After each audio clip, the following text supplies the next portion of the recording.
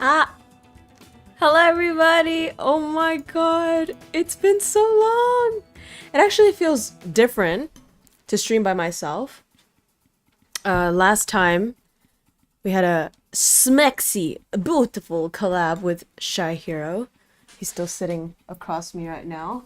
But today it's more of a solo stream for the gaming part, and then we're going to interview, or I guess have a chatting session with the developer of Methods, the Detective Competition. Just like a bit of a background for you guys, and like, how did I even find this game and all that, right? Well, I got onto my email, KROWKO Vtuber email, and I suddenly see this mysterious invitation from a mysterious Locked On. And apparently, this guy has spent years into developing this game, and he wanted me to try it out. And I was like, alright, let me take him on his offer. And I checked it out, and damn, this shit goes deep. So they have multiple versions of this game, and apparently the full play time of this is like 16 hours or 20 hours or whatever the fuck for just this game, which is impressive. Hello Andrew, hello Daniel, hello Ice, hello Chinsu, hello Black Dragon, hello Kraken. So yeah, pretty impressive. I want to know what it's about. It's a basically mystery puzzle-is kind of thing. Hello Duck. Oh, you know this game? Yeah, so if you check this game out on Steam, it has like 400 something very good reviews on Steam. Like, that's impressive. 91% of the reviews is very good. Thank you, Shahir. Hello, Daddy. What's up, Crow? Hello, Tamarian. Hello, everyone. Hello, Joe. Oh my god, so many people today. Beverly Q. Hello, hello. Hôm nay nhiều người thế. Chào mọi người nha. Nói chung để tóm tắt lại bằng tiếng Việt thì là hôm nay Crow sẽ chơi trò Methods, the Detective Competition. Nó như kiểu là một cái trò bí ẩn giải mã các thể loại. Và đơn giản là cái anh mà tạo ra cái game này, anh ấy email cho Crow và bảo là Crow hãy chơi thử cái game này đi. Thì nói chung là sau khi chơi cái này xong, tầm 2 tiếng gì đấy, thì Crow sẽ gọi anh ấy lên và chúng mình sẽ có một buổi nói chuyện với nhau. Các bạn có thể hỏi anh ấy về cái cách làm game hay là cái đấy. So yeah, basically after the gameplay session, probably about 2 hours, we're going to call up Locked on Discord, and we're gonna have a chatting session. You guys can ask him all the questions you want about game development, and I'm really excited for that. I've never played a game and then immediately talked to the person who made it. That's super exciting. Star Gray. Oh yeah, I gotta make you the mod, baby. Oh fuck, I can hear myself. I'm gonna make you the mod, my baby boy. No. Why? I don't want. Why not? You don't have to do anything. You're just blue. You're gonna be a mod. 1 second. That is a mod already. There we go. Hello, Joe. How you doing? Alright. What's good? It's happy to see you here. Thế chị còn bán lót chỗ chị có em ơi, em mua không? He's asking if whether I'm still selling the mouse pad, which I am. I still have a lot of stock at home. If you guys want it, just check out the link in the description below. We ship worldwide. Hello Harvey, hello. Ơ, tại sao hôm nay nhiều người Việt thế nhỉ? Yêu thế. Alright. Chapters. Apparently, there are so many chapters. First impression of the game when I boot this up, though, is that it's a bit difficult to look at the words, as you can see here. Like, I can barely read what the fuck it's saying. But it is unique in that way, I guess. Em mới xem stream rồi đó. Ơ, thế á? Sao stream này lại thu hút người Việt nhỉ? Đáng yêu thật đấy.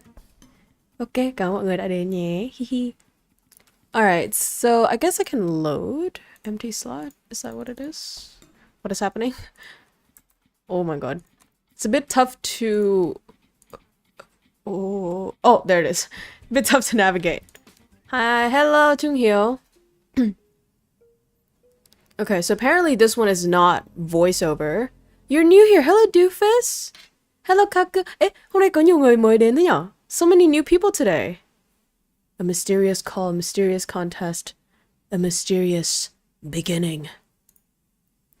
Oh, it looks it looks you know what it looks like? It looks like one of those I don't know if you guys remember this. Back in the day, there used to be this thing online where you can use to make your own animations, but it was really, really crude.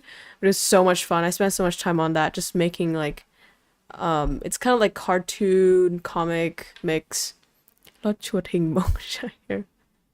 They're saying to make a mouse pad in the shape of your ass. But you know what would be better? His pecs. Or his back. That's what I said. It's like muscular back. Hello Tao, hello. Chat. Lâu ngày không tới héo hết rồi. That's very true. It was a giant and suddenly I felt small and a pitiful man. Excuse my honesty. Dashingly good looks. Alright, self-insert. Oh shit! Detective Hackett.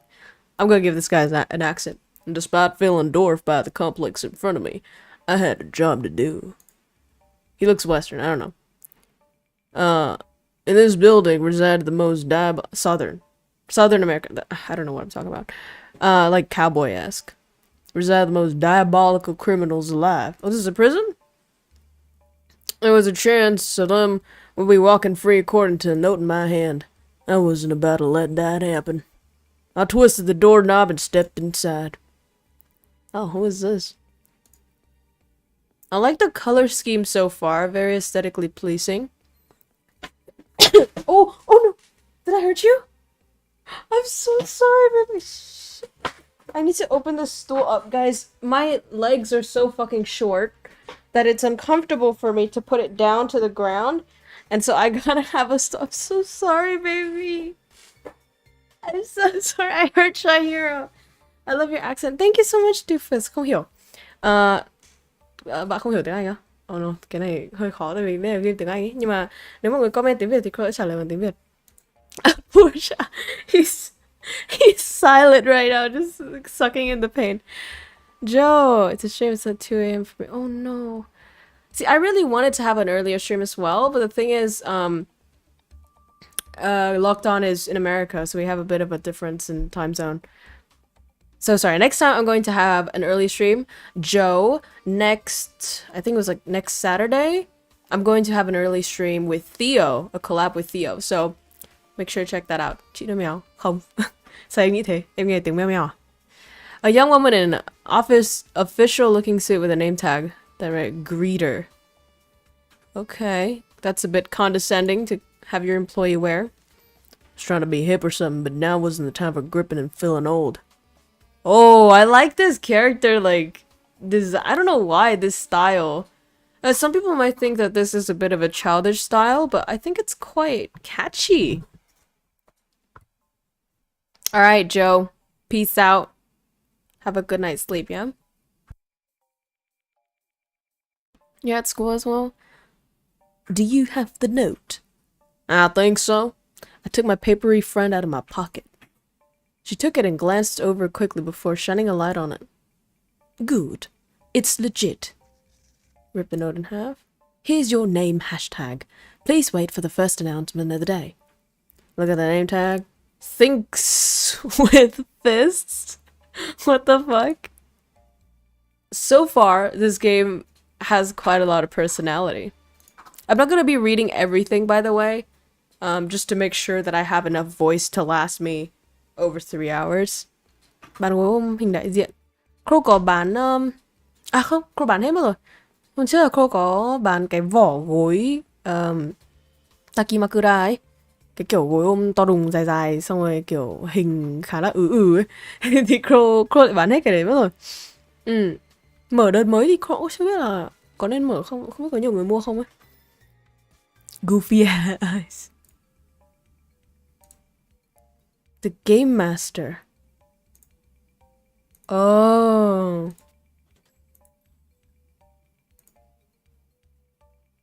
Oh shit. Okay, so he's going into a building full of criminals for the game, right? The detective competition. The hidden gun. Alright. I like the music, it's very pleasing. What seemed to be hundreds of detectives miled in and fro. The collective body heat was staggering. This is basically a convention. An anime convention, that's what it feels like. I edged over to a couch, trying to avoid anyone smelly or overly loquacious. Then, same. The wall looks 3D, but the door is 2D. It's very unique. It sort of reminds me of TF2 a little bit. That kind of graphic. Obviously, I know nothing about game development. And well, you know, you guys note down the questions you want to ask the developer later when he comes on. Tall, dark-haired, bespectacled man. These words, man. Oh shit, he looks like fucking Chamber. It is way more crowded than I thought it would be. He's precision. Cut to the chase, what do you want? Left tagged at the altar a long time ago.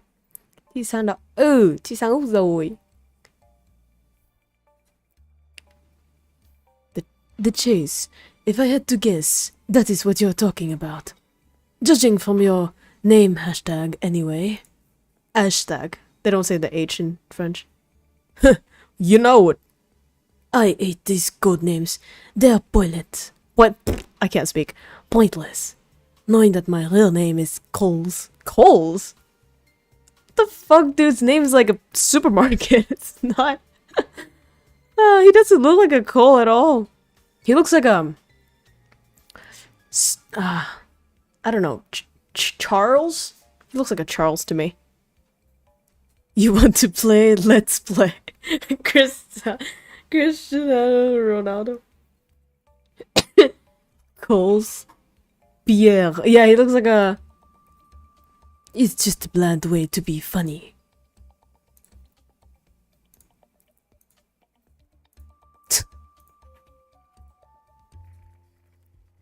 The Game Master.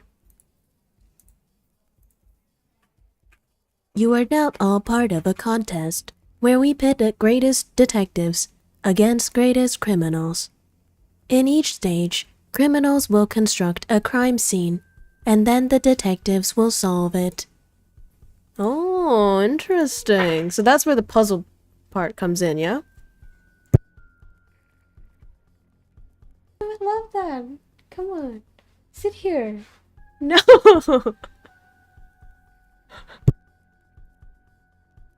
Maybe just sit here and help me. Okay. Stage rankings will be determined by how quickly you complete each stage, with the fattest coming in first.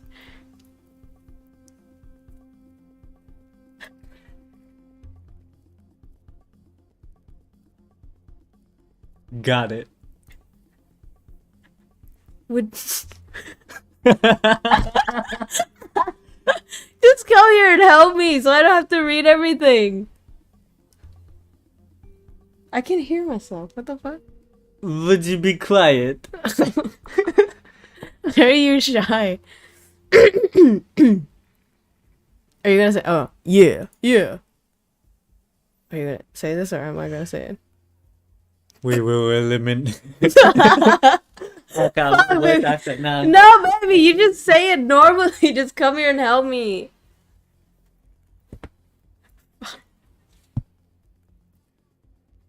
I can't read. He's illiterate, guys. He's Australian. Let's remember that. Yeah, everyone say hi. Alright, we will eliminate detectives and criminals each stage until we are down to just one criminal and one detective who will face off in the final stage. That's great, babe. Can you move aside? Your face thing is like making my... There it is. Okay. Yeah. Can you just bring your chair here? Ozzy. Hey, you know it. Is my thing in? Oh fuck, it just did it just... Hello? Why did it just disconnect it? Excuse me? Can you guys hear me? What the fuck? Suddenly can't hear myself. Okay. All good. If the detective wins, they get $1 million. Or if the criminal wins, they will not only get $1 million, but they are also given parole. This is so weird. The room suddenly got quiet as we all realized the same moment that because of the elimination process, the smartest, most dangerous criminal would be the one to walk free if the detective lost. So basically, the detective loses nothing then. I mean, that's pretty... okay. This game master must have significant pull in the judicial system. Noted for later. I was starting to suspect that Coles was secretly an idiot like me. He was just more pretentious about it.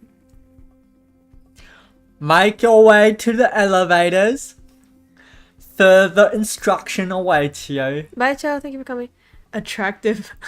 That one is so fucking attractive, yeah? Surely. Surely. You know, you don't strike me as the right kind of person for this contest. Oh? Actually, you might as well give up now.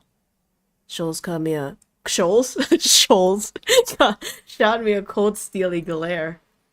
These mysteries are more for the calculative types, not intuitives like you. Your name tag says it all. You're a man of action, and in a new mental-based world, you've got no chance. I didn't have time for his petty games. Oh, who the fuck is this? Can you voice him? What the fuck? That scared me. It's so loud in the game. Jesus Christ. Can you guys hear that? FNAF. Loser. What? Hello. Is that 你好? 你好, MD, right? 你好.你好. 你好, MD. Can you say something Chinese to them? They say I hear no game sounds. What the fuck? Let's turn it up. Shadow, how are you doing? Shadow senpai. Ah, so. Yeah, you changed your name, yeah? So this yo? Cole's words have shaken me, but I couldn't let him get me down. I had a contest to win. Can you voice him to be like a wimpy fuck? That's perfect. It's like Morty from Rick and Morty. It was the nervous-looking detective near the back of the elevator. Which floor do we get off? Spoke too soon, Miss Ricotta? The cheese? He grimaced. We all shambled out in the long hallway. Should I say this in a southern accent instead then? Or can you do it? 好地方. What the fuck? It's Chinese.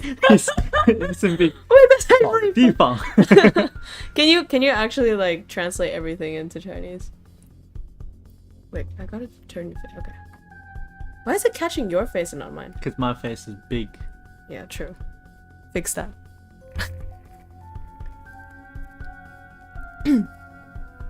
Thanks with... Oh, hold up. Wait. Thanks with fist and recorder for life. Hashtag. Please enter door 0013. Can you guys hear us fine? Please tell us. I think the game's a bit too loud. The nervous detective from the elevator followed me into some room as the game master directed the other detectives. What's your real name? I thought you were gonna do Chinese. I caught up for life looks at the floor in embarrassment. It's... Mouse. Jesus Christ, it's worse. Oh, is that why it's like ricotta, like cheese? Detective Mouse. I'm sorry, I know it's stupid, but this is my real name. This was gonna be a difficult contest to endure. I welcome you to stage 1. This mystery is called Eternally Checked In. It's like Hotel California, basically. But it just keeps getting your face in it. Like, what the fuck? How do we fix Maybe that? I look more like the model. Shut the fuck. Get out. Please take a moment to look over the case file. It contains a brief summary. Em có lời khuyên là gì? Be busy. Okay, bye, Be baby. busy. Take care, boys. Okay, everyone say bye-bye to Shy Hero. I'm back to solo. Mr. and Miss Turnip? What are these fucking names? The Drop Dead Inn. At 6:26 a.m. Left the hotel to eat breakfast. Found dead at 7:30 by the cleaner. The door was locked from the inside. Oh my, this is giving me major, what is it? Detective Conan vibes. It's always like the door that's locked inside, you know? You know what? Maybe it's the same lore as Conan. Let's see. Let's see if I can use that logic. Conan logic in this. You do not have the access to autopsy. Okay. Solve it in under 5 minutes and you'll place in the runners up, but still make it in time to continue. Solve it in under 1 minute and you will be in the top 3. How do they know if it's gonna be the top 3? What if there's like 4 of them who finishes under 1 minute? Mouse is pre-recorded. I can't answer your questions. Incorrect. I'm talking to you live. Well, color me surprised. You're right, Detective Mouse. There are 3 master detectives who we expect to hold the top rankings in this little competition. So, for the sake of fairness, if any detective other than them gets in under 1 minute, they can steal one of the top 3 positions. What? How's that fair to the master detectives? You wouldn't ask that if you knew just how good these detectives are. Okay, they talk too much. See, me and my problem is that I usually skip through dialogue. Em lỡ giả gái rồi vô tình tán thì em phải chịu trách nhiệm thôi em ạ. Mình là người lớn rồi em hiểu không? Người lớn là phải chịu trách nhiệm với hành động của bản thân mình. Bây giờ em đánh cắp tim người ta rồi thì em phải để người ta đánh cắp. Không nói nữa. Now. Completed chapter. Wait, that was 1 chapter? What the fuck? I thought 1 chapter is 1 case. Detective Hackett just met his new detective partner. Alright, let's see what happens.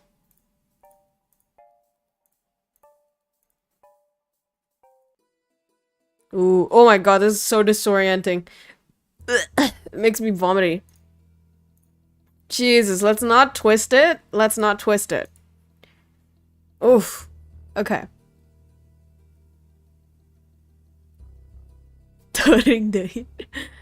Okay, so I mean this is pretty simple. This is giving me Detroit Become Human vibes. The balcony didn't lead to a view of a parking lot. Sad reminder we're still in an apartment pretending to be a hotel room. Don't jump off the balcony. Okay. I mean, we're not really timed in real life, so. Smoke detector is busted. Ah, you see, this is getting really interesting, actually. Oh shit, spilled wine on the carpet. Letting it ferment the sophisticated way. Okay. Có Crow từng chơi Phoenix Wright rồi. Oh, this is that one. Mr. Turnip. Looks like those turnips didn't agree with him. Hello, Konau. Domo. 初見さんですかな? 初見さん? Attorney. Yeah, no, but this is way more. I feel like attorney is easier than this. Got jump scared by an ad. Sorry for that. How's the audio, by the way? Can you guys hear the game? Can you guys hear me? Because there is music right now. I'm not sure if you guys can hear it. It's quite intense.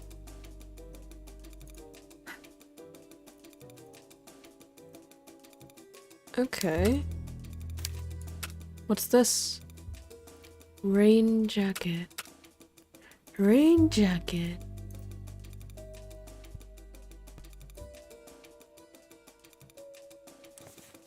Ooh, there's blood. Bloody handprint. But the victim wasn't stabbed. Huh. Giving things a big... Maybe that's wine. It smells like cigarettes. Cigarettes and wine. Cigarettes! That's why the smoke thingy is busted, right? But why wine? So maybe Mr. Turnip was actually drinking wine. This person was smoking cigarettes. And then they got into an disagreement. And then, you know, they tried to... The raincoat guy tried to hit Mr. Turnip. And that made Mr. Turnip spill the wine. Got a little whiny handprint on him. It's behind the store. Oh, bathroom. I don't see anything. Okay, so this is very clean.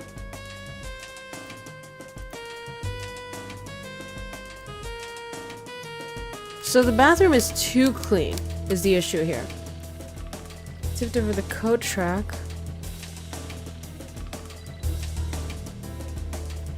So somebody knocked the coat track. Oh, Little Nightmare going out.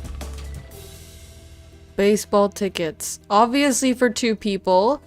Obviously this is, you know, Mrs. Turnip is looking like the biggest culprit here. Cigarettes. Misty violets. You know what? That sounds like something a woman would smoke. Little Nightmare Chapter 3. Damn. You kind of missed Chinese New Year, so... Oh, I didn't miss anything. I was out celebrating by myself. Oh, with family. But... Buckshot roulette. No, I've never heard of that.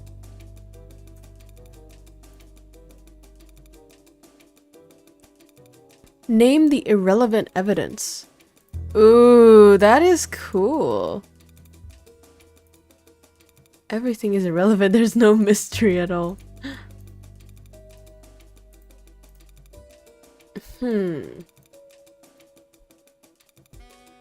I guess they just like hit the guy with the coat rack. Say you're a simple guy. You're married, you had a tough day, and you're away on a business trip. So the first thing you try to do is get some rest, and you slowly fall asleep. They're gonna fucking jump scare me. Hello? Shh, I'm investigating. Why is he suddenly British? Haddock, we're running out of time. Oh, right. We know the wife is... How the fuck does he know that? Also realizing cigarettes. A lighter. The cigarettes? I think he was trying to talk about this, yeah? Those cigarettes are the method of death. Oh! Wait! Death by suffocation? Oh, shit! I mean, that's why... That's why the smoke detector was busted, yeah? But why would he die from cigarettes? I don't think that's enough to...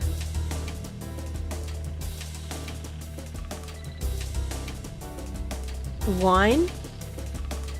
Are you not supposed to, like, drink wine and... Oh! You used the raincoat to sort of make that guy... What's that word?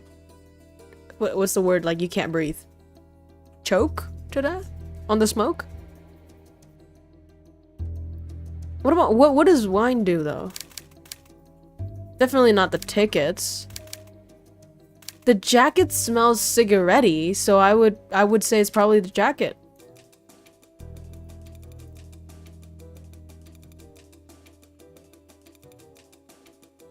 Smoking in bed underneath that jacket. Wait, what?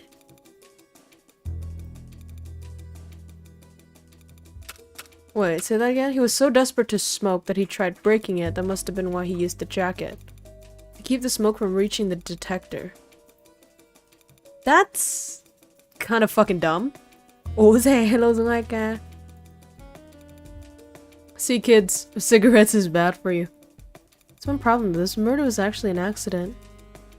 That was a locked room. Oh, yeah. We have to give the door another look. Oh, that's true. Oh, I didn't even look at the door though, sorry. To explore the hallway. Locked room mystery. Locked from the inside.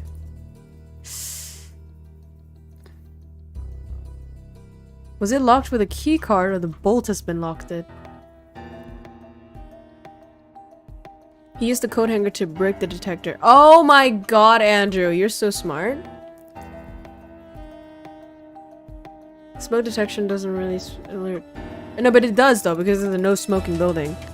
This bolt was locked from the outside by wrapping a rubber band. Yeah, that's a different kind.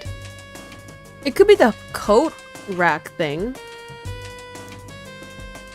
that pushes over, right? So if it pushes over, then it falls down. Jesus Christ, mouse is good.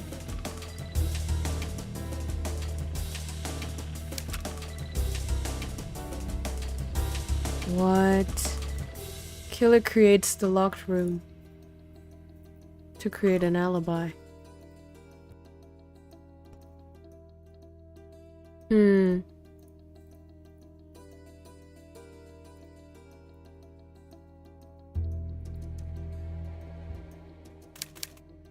Miss Turnip decided to be a murderer. Wait, okay, so let's see. Why was the wine there though? That's the issue, isn't it? Obviously, I don't think he smoked like under a blanket to try not get detected. But there's no cigarettes butts anywhere. Visual. Rain jacket makes me think that they went outside. You know? Mrs. Turnip was drinking. And that made her unstable, you think? Kiểu là vì người vợ lúc đấy đang uống rượu đâm ra là bị kiểu mất bình tĩnh à? Let's see. Coat hanger. Wait, coat hangers where rain jackets would... My bloody handprint. So the rain jacket would logically be connected to the coat hanger. でしょ? And then... So what I'm thinking is she created some sort of mechanism in which the coat hanger would fall into the latch of the door to close it. And so that's why you see the coat hanger, the coat hanger and the rain jacket on the floor. Now you do see a wine handprint. And only you can prevent welfare for cigarettes. Hello, Baka, you're doing?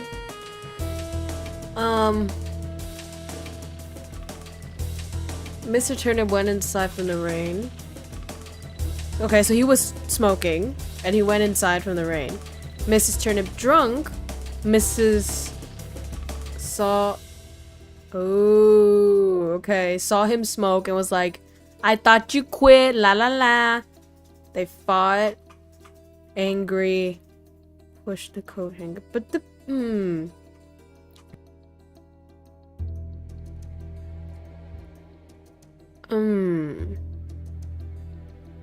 I guess in a panic, because that dude was smoking, so then the smoke detector went off, right? So then the wife in the panic would beat it up? That's a bit weird. Let's just go for it. What the fuck? So it's an accident? Killed himself by accident. Locked from the inside by accident. The clue is in the wine print in the coat. Mrs. Turnip was the one drinking the wine. Mr. Turnip was busy smoking. Good job, Ice. She was probably hungover. She didn't realize that he had died. What the actual shit? I thought this is a crime-solving thing. She tried to hang up his coat and stumbled outside of the room, but she put it back on the coat rack so sloppily that it fell over as soon as she left. Hitting the doors, okay, that's what I thought, right? But this is so, like, loosely tied together logically. Hitting in a horizontal locked position. Care to do the honors? I don't know. Irrelevant. Baseball tickets. Oh my god. Okay, I'm not gonna lie. This is... Obviously, we're gonna have a discussion with the developer later, but from my unbiased view, I would personally not be persuaded by this because I think it's a bit loose in terms of logic.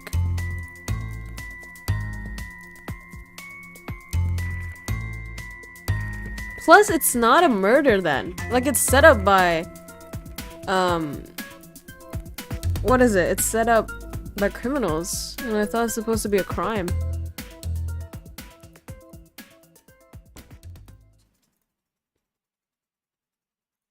You know, I like the storytelling. Maybe that's the thing he was aimed for. Not very sure. So how did he die? From smoking too much? Yeah, so he was trying to smoke inside, like indoors.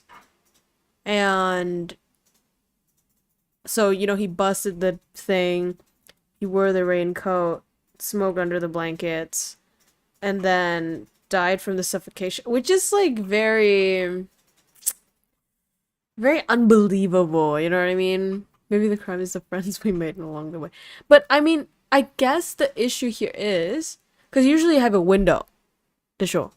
So that piece of evidence, it wasn't explained. I think it should have been explained because that would make it more believable. Otherwise, people will be like, why the fuck did you do that? You can just say, remember when we tried to look at the windows and it wasn't a window, right? So it was like a building pretending to be a hotel. It didn't actually have windows. He suffocated on the blanket because he was smoking. And I mean, it's a bit difficult to imagine, right? Because you can just stop. And there would still be enough oxygen in the room for you to like survive. And even if you were sort of suffocating, you can definitely open up the main door. So, I don't know, man. It seems like there's a lot of holes in this. And like, if he was wearing the jacket, how the fuck did the wife take it off of him? Like, this dude is definitely heavier than the wife is able to carry comfortably. We're just assuming normal, basic female physical abilities here. I guess he could be like a super skinny guy. I don't know. The question is, why is it crazy enough person to think he's smoking? I don't know. Waiting. Thằng nói uống rượu mất thân nhiệt trong lúc tắm rồi chết thì may ra kiểu chưa ấy lắm, chưa phục cái này lắm. Wait a second.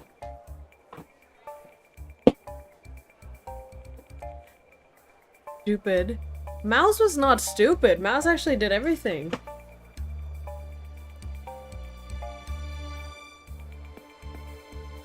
First one. Let the game cook. Alright, fine. Let's hope it gets, you know, more and more concrete.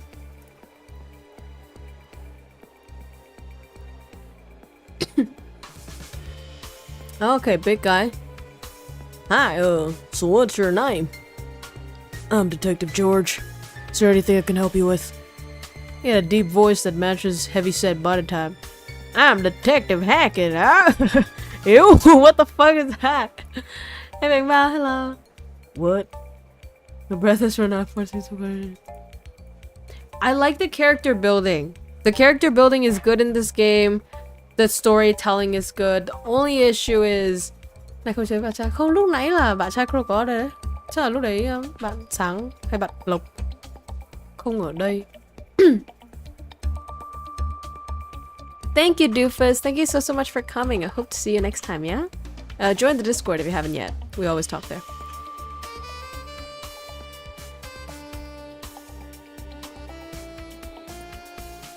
Third highest is incredibly eccentric. Oh, this is the purple guy, I think. Thank you, Doofus. Bye-bye. Tap into criminal mindset, solving crimes through extreme form of empathy. That's actually cool. Number 1 detective is no secret. Red July. It's a her. Look at that. Female representation. They're nailing this shit.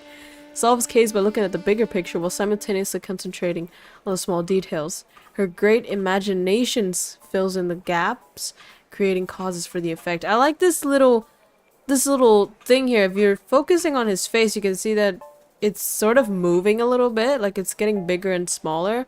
Very small details, but it keeps the game sort of dynamic looking. And usually I don't really pay attention to these details, but now that we're speaking to a game developer, you know, we gotta sort of kick it up a notch and notice these details.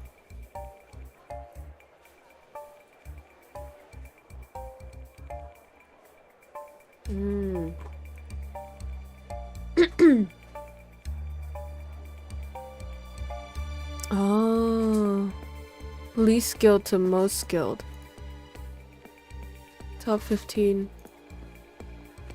But your level 6 is pretty optimistic. You know what this reminds me of? This reminds me of Blue Lock. You know how, like, you gotta be, you know, in certain levels, depending on the team that you're in. And then, you know, you get paired with someone, you go up or go down, you know.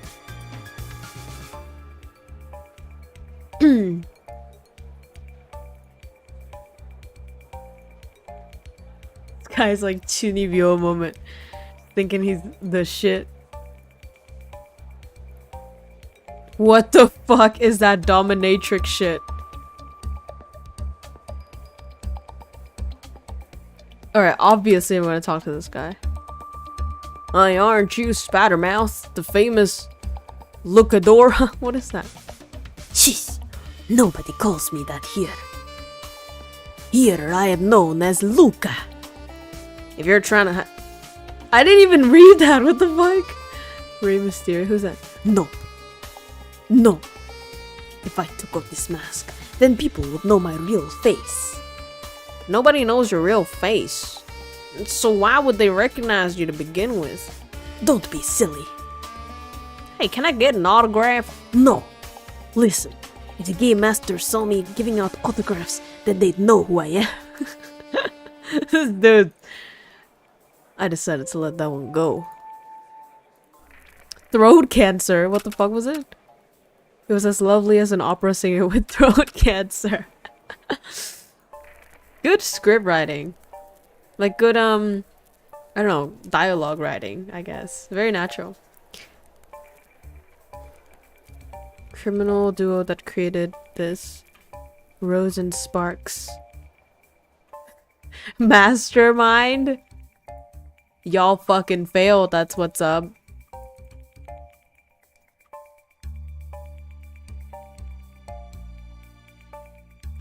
Libyan manner. 3 phases in invention and replication. Create the crimes. Invention. What? Oh, that's so cool. That's actually fucking amazing. See, I like that they're explaining. They're explaining the logic of the game. This is what I like. Mới lướt YouTube Short thì thấy short crow về chỉ phèo phiên bản thì ra là từ đấy ha. Không phải là một cái ấn tượng đầu tốt lắm ha.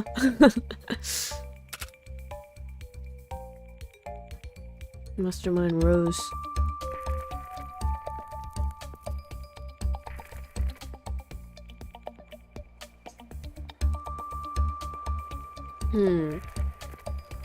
Room 12. Okay. 3 guesses who my new partner was.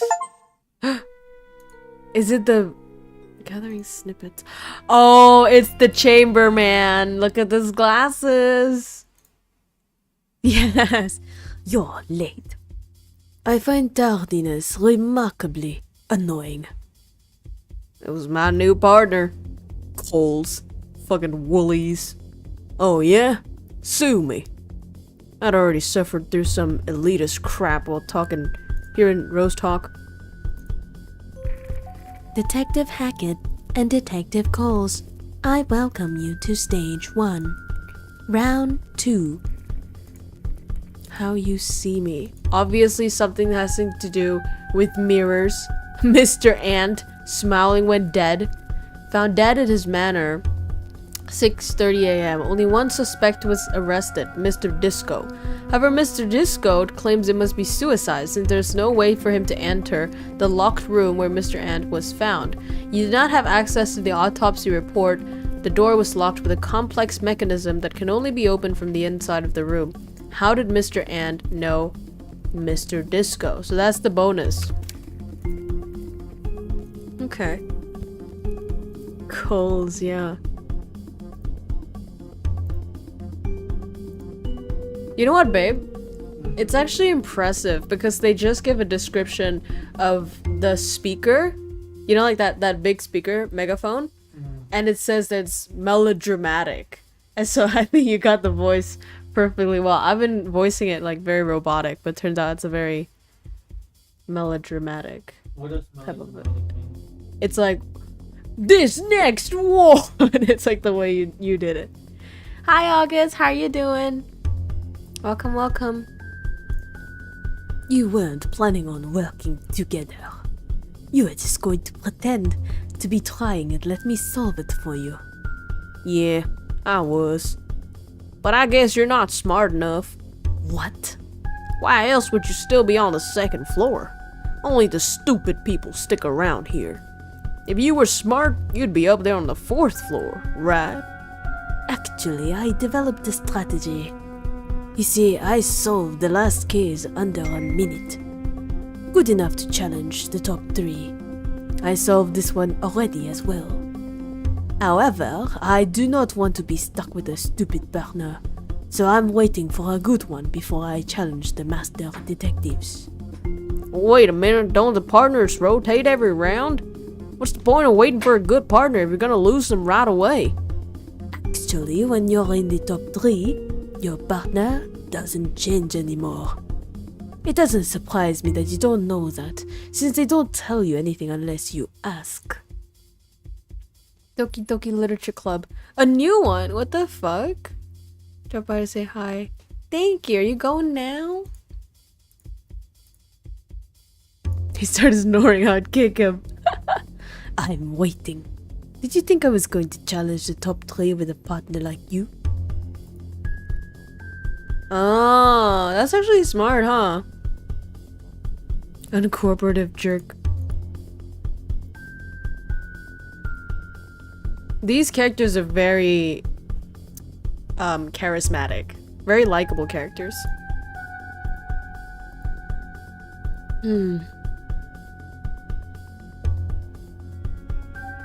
Oh.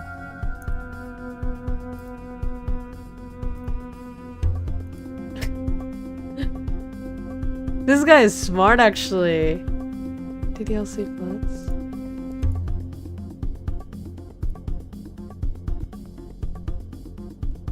Cô chỉ lồng giọng nghe như mắc phiện. Chị định làm giống cái giọng của kiểu Chamber ở trong Valorant ấy. Coles was ignoring competition and playing with the rules. Criminal.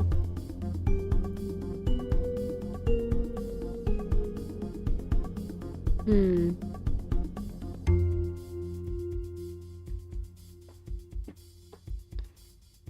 door was locked from the inside when the crime was committed because there was no killer.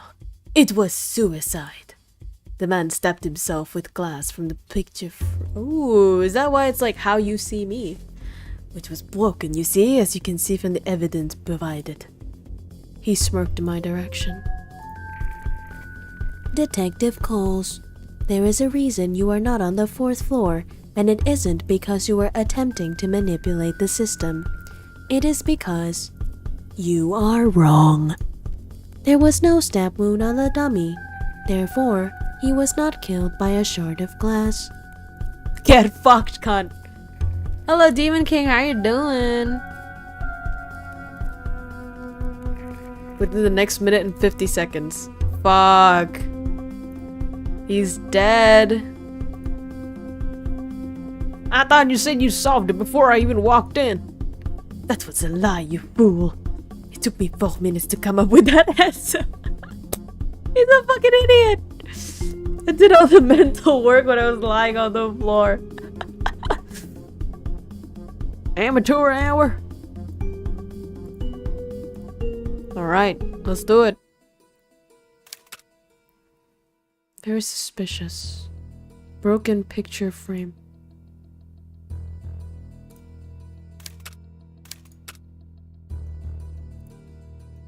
Fallen in coal. Smoke asphyxiation.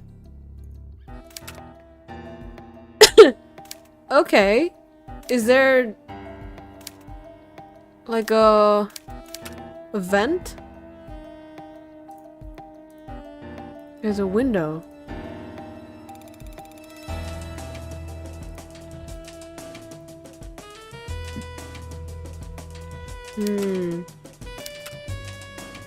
Strange patch on the wall.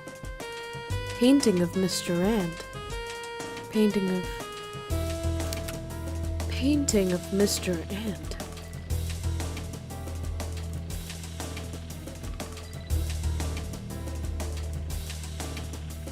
Huh?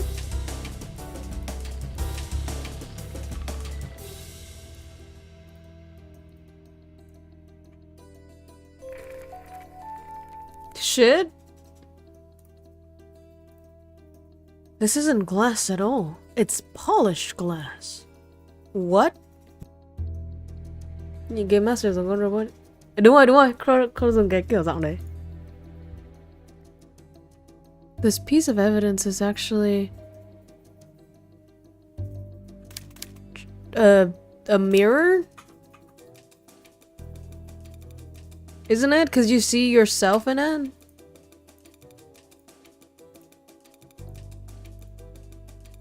From the victim's state, I think it's safe to say he caught on fire. Oh, because the sun goes in! Yes! So it's like from the window, right? To the mirror, to the guy. But it wouldn't be that big of a deal, though. Unless he was like sleeping or some shit. How the fuck is he sleeping? Oh, okay, so he was rubbed in coal first. Then somehow, maybe this guy like knocked him off, put him down on the floor, exactly where the window would come in, strike the mirror down, the light goes down to the floor, then set him on fire. But how did he lock the door in from the inside? That's the issue. I guess you can climb on flammable clothes.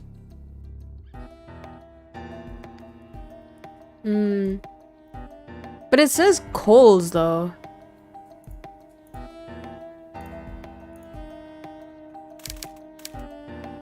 A magnifying glass.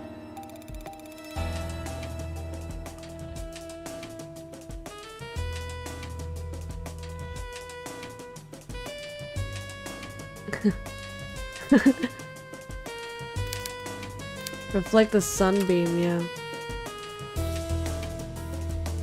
Well, he was at the bookshop. What the fuck? He couldn't undo the lock in time. Oh. So he did lock himself in.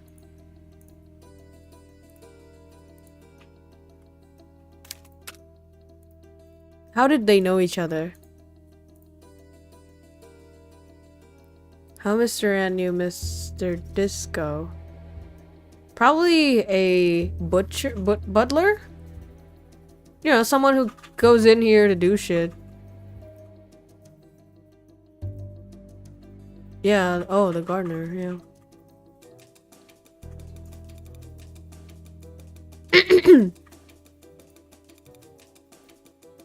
Neighbor. Lol. You're dead last. Looks like the mo khóa. I guess so. Demoted to first floor. That's tough. All because of calls. Thanks for demoting me with your long-winded deduction. It's so perfect to use Chamber to voice him because he acts exactly as competitive players in Valorant does. Like, thanks motherfucker for demoting me. It's all your fault. It's not my fault.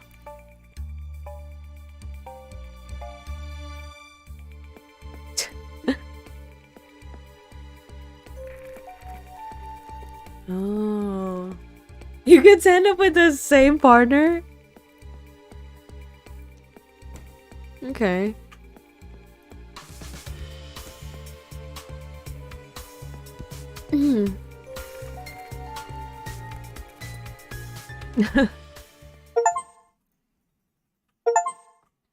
Okay, I see. The watching room. Oh, who's this? Oh, it's Game Master!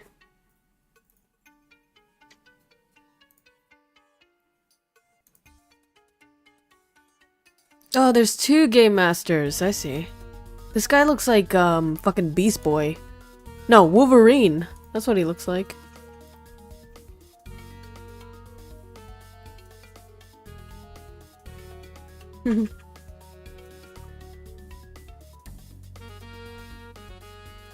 Interesting. This game is giving us a lot of perspectives. Like, different sides of the game. Pretty interesting, I'm not gonna lie.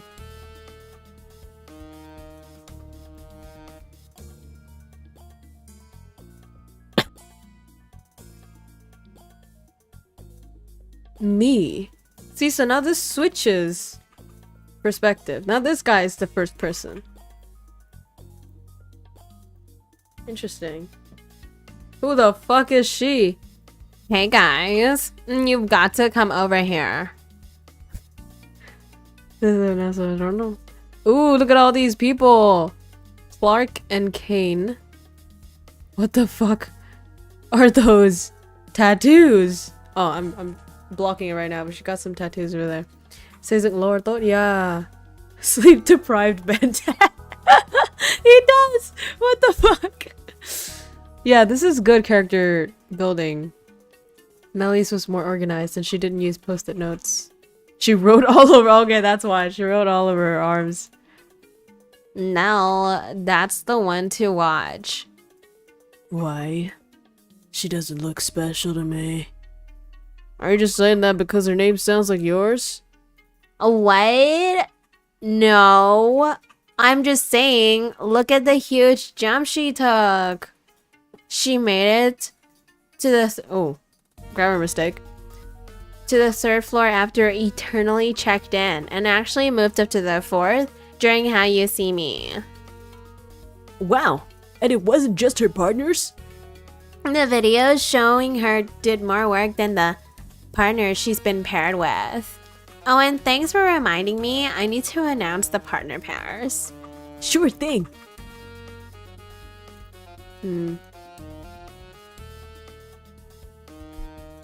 Gorillas. Oh, true. True. You love the characters? Sao em ơi? Em gọi à? Honor and Red July. What the fuck is that?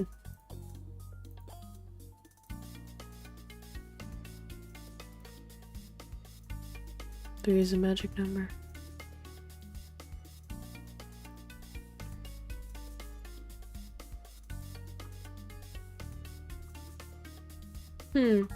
Second dude look like 2012 fusion of animated Wolverine and Cyclops. Copy mug skills. Hey, who's that? Detective 772. It's no wonder you don't recognize him. Manages to hide from the camera. What the fuck?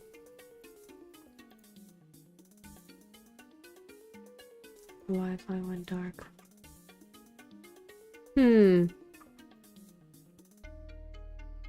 Sắp tới em đi thi một môn gì đây em?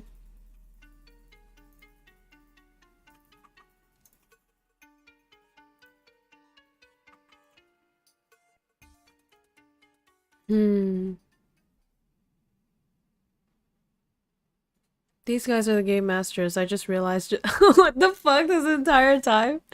Yes, they are. Alright, let's see what's up. Sống phản diện mà hút tuổi trẻ của Robin.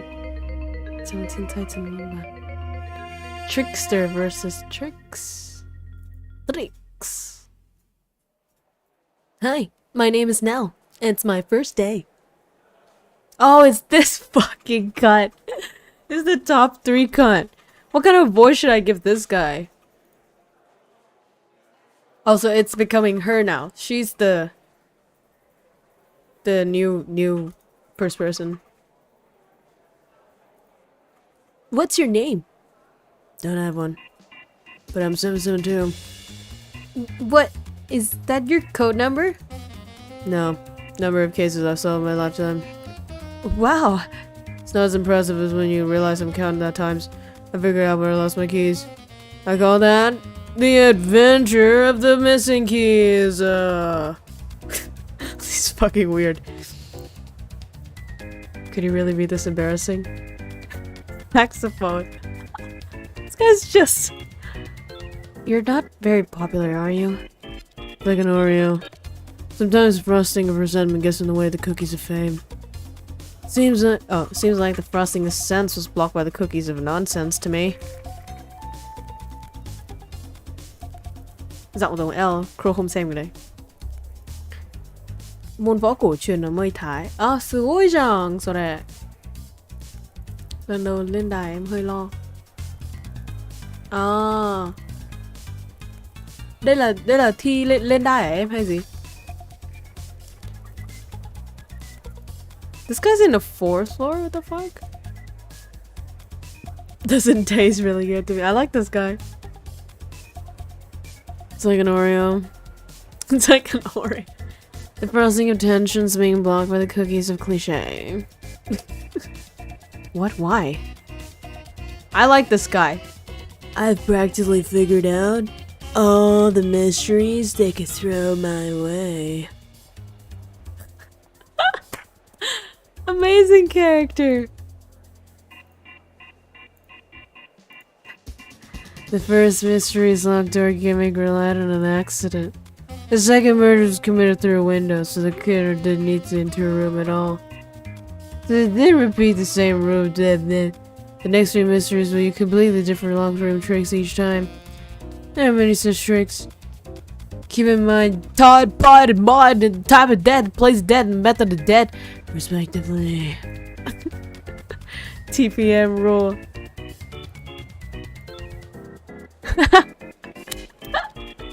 I like him. Đi thi giải. Không sao em ạ, là một người đã đi thi giải rất là nhiều. Không phải, tất nhiên không phải thi võ, không thi tiếng Anh, nhưng mà em cứ cố gắng làm tốt nhất của bản thân thôi, kệ người ta giải gì kệ người ta, doesn't matter. Watermark triangle plus. Helping dances.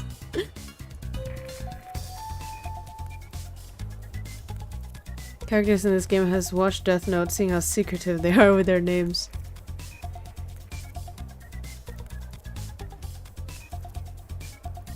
And 3. Emotions are illusion. Life is a crime. You know what? I like this. I like that they change perspective so we can actually, like, you know, see what's... Ooh, actually, let me take this candy real quick. Because it has honey in it. My voice is dying. You remind me of a chicken. Lock me up, I guess. He didn't respond.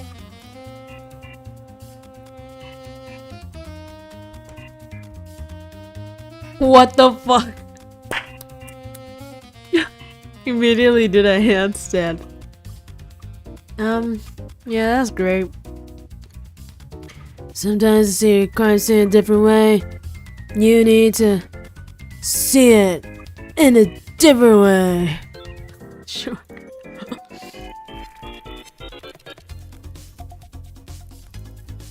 Invisible weapon.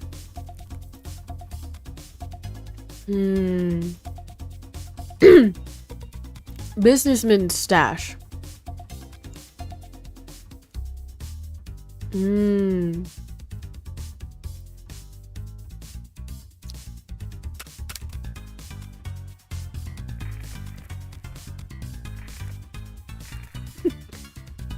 What the fuck?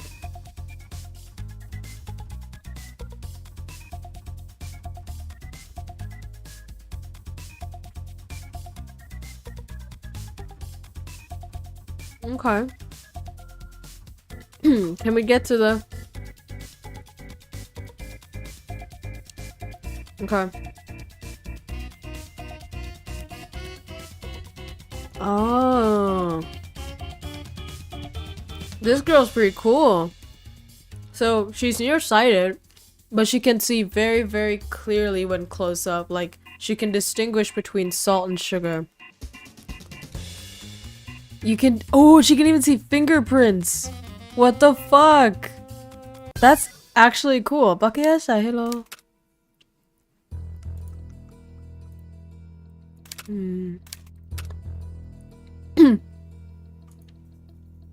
What's up with these names? Blue, so he choked to death? He was choked? Whoa, that's actually cool. Become parts of what? What the actual fuck? That's so cool. This was something.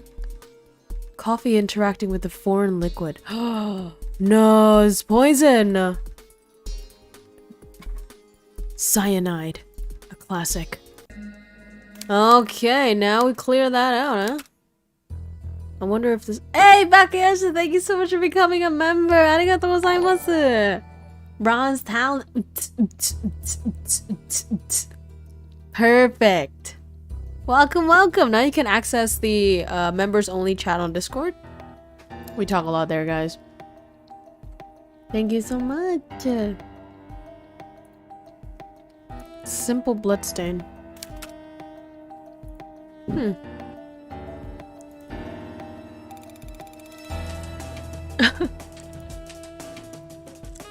Accelerated pacing. I like this guy so much. Traces of poison. Let's test that! Oh fuck! He sipped it! Yep, poison. Why? Just why? I relate to this girl. Please continue. It was very interesting. Okay. I try to remember the $1 million I'll be receiving. Okay. So, that's all there is to it, right? Mrs. Fried seemed to be the only one possible suspect, so we can assume she poisoned the coffee. He locks the door to his office, sips the coffee, coughs some blood, and dies. Simple. What about the bonus? What's the invisible weapon? The poison, obviously. He couldn't see it, could he? Give me a lifeless look. Such a great expression. What? That's an extremely boring solution. Sometimes the solution is boring. No. What? The mystery's always interesting. Always. But what about when it isn't? Sometimes someone shoots someone else and that's it. Sometimes someone poisons someone else and that's it. Just because a mystery doesn't entertain you, there's no reason to... He doesn't listen. No, you completely misunderstood me. It's because you linked the ideas of those two sentences. What are you muttering about? Mysteries are interesting, generally speaking. What I mean is your solution to this specific mystery is boring and wrong. What? What the heck? This guy's so fucking chaotic. Kinda like Shy Hero. I like him. When I'm at a higher altitude, my brain operates at a higher level. Maybe that's exactly what you would say. Yeah, right. Your solution was wrong. It's over now. I have the high ground. I'm proving my point right now. How? What did you notice about when I jumped up? A thud? That loud thud when you jumped up? Yes. Using my keen observational skills, I heard something strange when I jumped up. Stomp hard on the desk. To my horror. Ew! This changes everything! Whoa. Everything? Am I still human? Oh, shut up. That's so funny. What could this mean? So this is Mrs. Fired.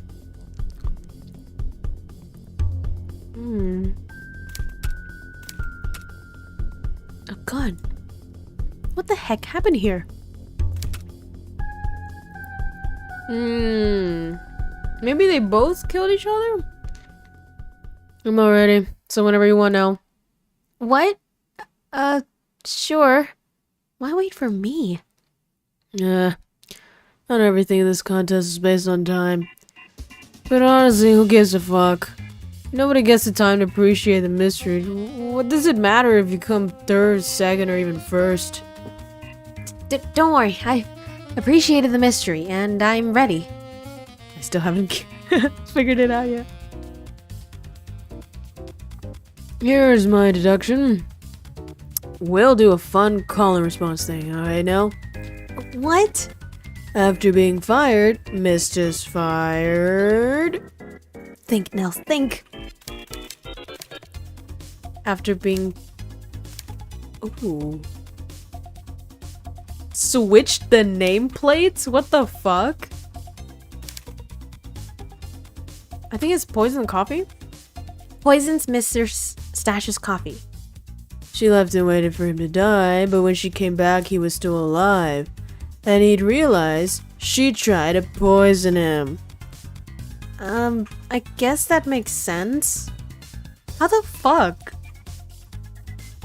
I had to step up my game. What happened after Mr. Stash realized his coffee had been poisoned? Poison her coffee? Shot? He locked the door, stuffed her in the desk with a gun, and then... He died. Wait, why? Something missing. Oh yeah, the invisible weapon was actually the gun.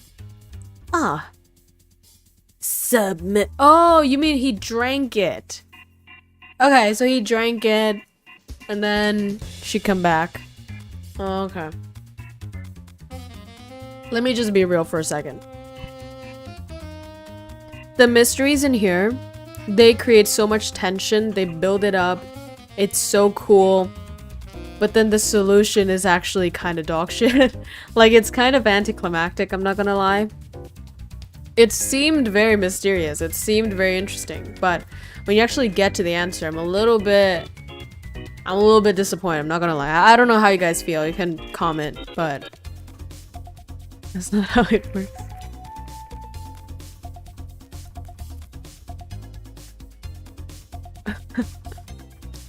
I like him.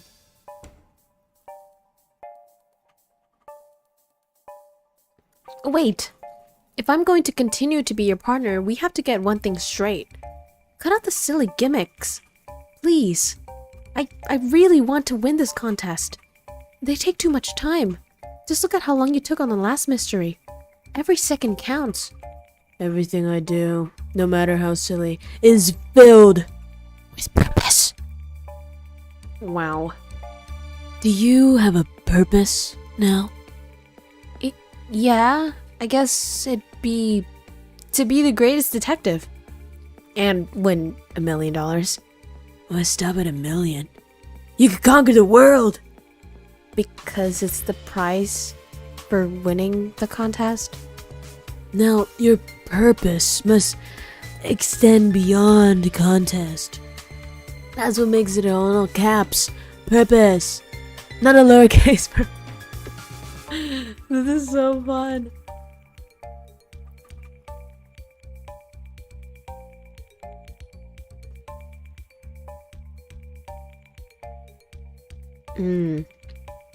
What's the motive for the crime? Who's the victim of the crime? What? What? Oh my god, I love this so much.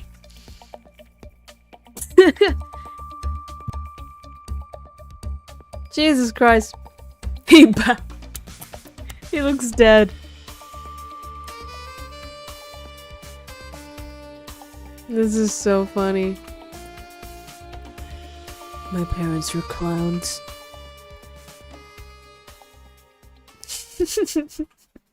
He's my favorite.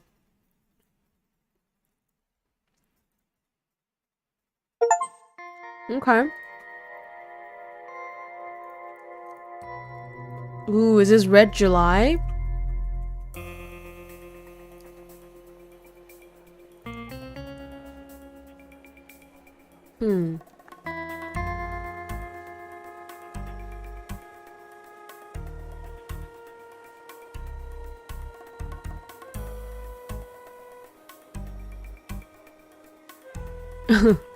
That's kind of fun. His name just keeps changing after every case he solves. Hi Thea, how you doing?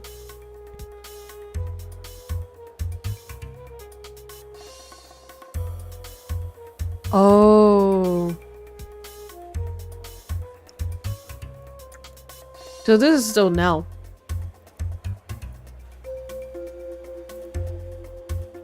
Hello.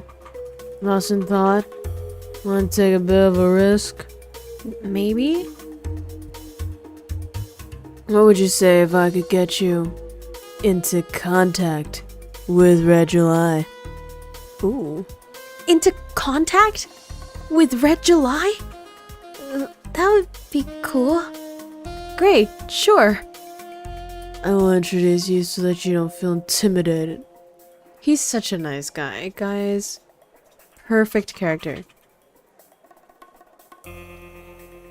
Isn't that her? No. That's the quiet detective who solves cases in silence. She doesn't ever speak, but when she does, it's always one word. It's the key to the mystery. It'll probably take her longer to think of which word to say than it is to solve the case. So who's Red July then? He's so baby girled. The one on the right. Oh, it's a twin. Current partner is a master of disguise, Detective Honor.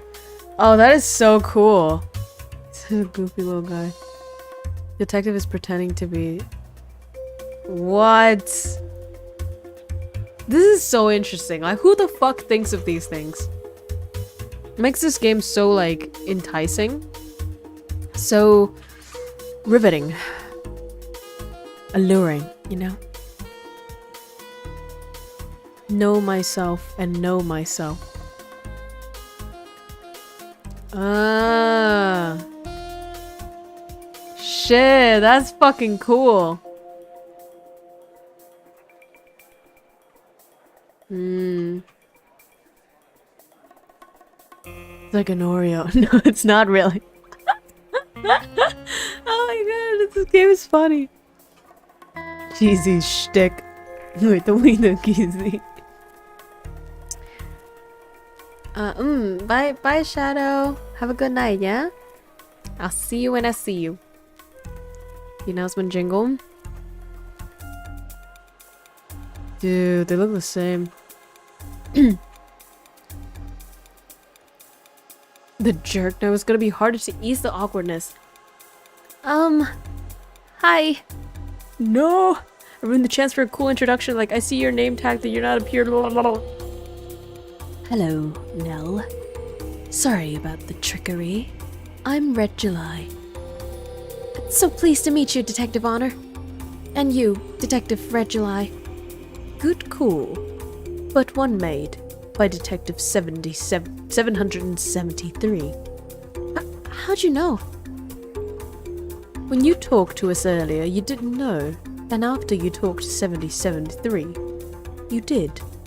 The way you were glancing over here was exceedingly obvious. Oh. Yeah, it was obvious, huh?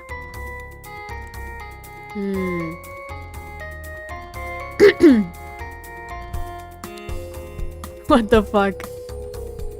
Don't deviate. Stay a detective. And if you start to lean into other lines of work, correct yourself immediately. Are they dark as in unknown or dark as in bad? I'm not very good with these metaphors, even when they're not about Oreos. They're dark as in mysterious. They will be mysterious as long as you can't solve the mystery. Oh.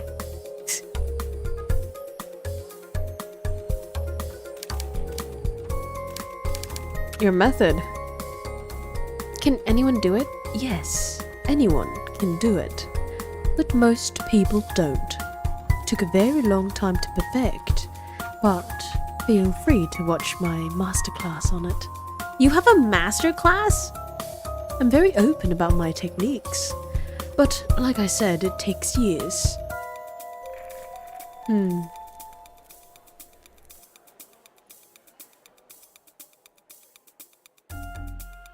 Oreo metaphor.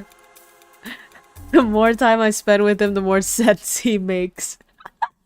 Why is that so relatable? I'm not sure you guys heard that, but Shahiro just made a sound. Or maybe the real delusion was that there isn't anything to solve at all. Alright, so this is why Lockdown was telling me that I could definitely finish 10 chapters in 2 hours. I was like, there's no way, dude. If each chapter is one case, there's no way I'm getting out of here. But it's actually pretty fast. It's already chapter 7. We already finished chapter 7, actually. This is the 8th. And we'll have about half an hour before we call Lockdown on. Carmen. Who? Carmen Sandiego. I don't know who that is. A singular key.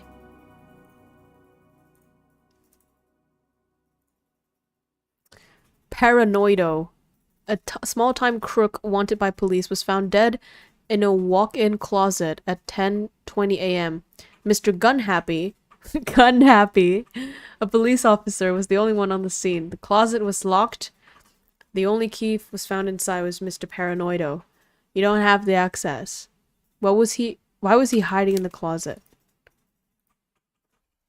Interesting. Obviously because he was being chased by the police, right? Ooh.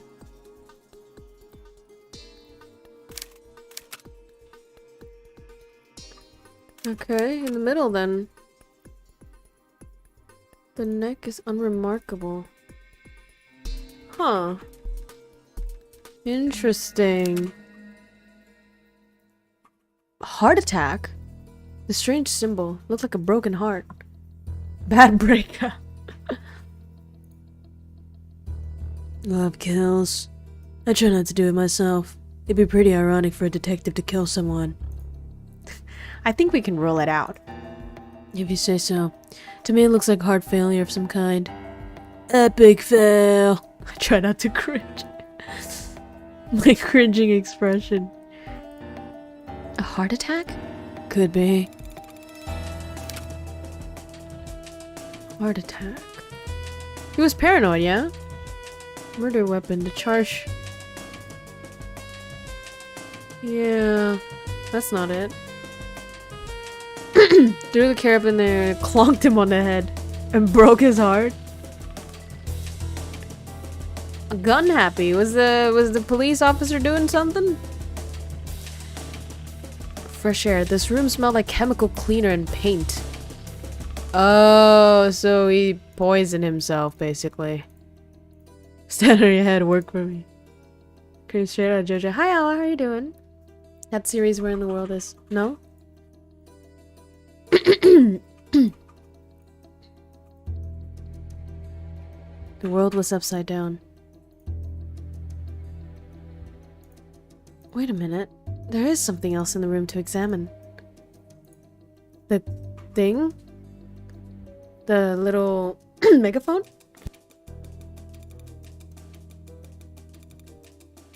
Keyhole. I was going to say the door, but yes. Maybe he was just looking and the police came. Maybe they inserted something through that keyhole. Or maybe it was the key attached to a wire after all. You left your scalp, but now you choked on your own hubris. What? How does the crow taste? Delicious, I'll tell you. Excuse me? You knew we had to examine the keyhole this whole time and said nothing? I think we're even, buddy. It's a test and stuff and blah blah blah. Alright, fair enough. I think your ability will help a great deal in solving this mystery. It's pretty simple, but it could be difficult to solve without you. How do you know about my ability? 10 millimeters from your eye. Oh.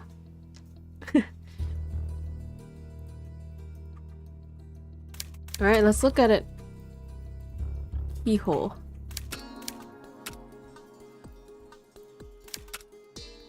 Ooh. Middle. Ah, there you go. Something caught my eye. Extra evidence. I noticed something interesting on the keyhole. A black mark. Could have been a burn mark. Maybe. It's vitally important. Don't be upset now. Do you see what I'm getting at? It's actually a really simple mystery. Okay. Small-time crook wanted by the police. And the police was there. So obviously the police was chasing this guy. Oh, 소가요. Hi, Daniel. Paranoid. So, the police... What? The police shot through the keyhole? The gunpowder was there? And so Mr. Paranoido heard the gunshot, almost got shot, and then fucking died?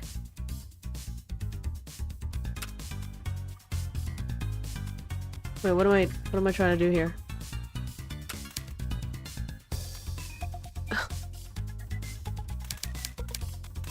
Police officer. It's a police officer, so... Yes, it does. And we know Mr. Gunhappy is probably the murderer. He has the motives, he has the means, he has the methods. A gun, bro. It's gun happy, motherfucker.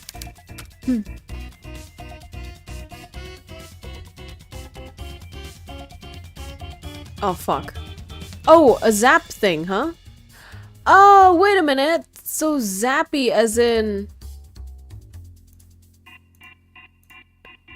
As in he put the key in as soon as he got the zap thing in it? A taser then.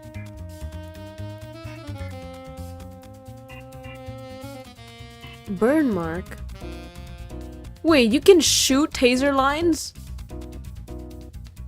Okay, see that's I didn't know that. I thought taser is a thing that like you have to hold it to the person. There's a line. Keyholes are small.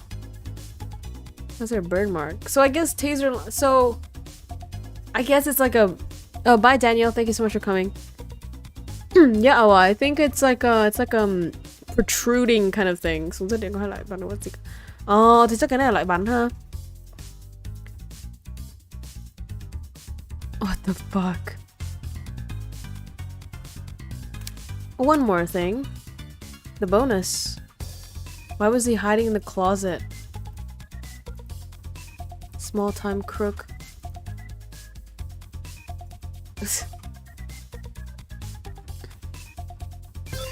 Lol. 100 stages. There are 6 stages. Can I keep this key as a souvenir? No. What if I did? What would happen? Would you pop out of the speaker and snatch it back from me? You're not allowed to leave this location if you want to stay in the contest. He's so funny. There's protocol. Don't have a heart attack now. Why would I? Just some advice. I'll do my best to follow it. Fuck, he's so interesting. Since he said they were clowns, means they're dead. Huh.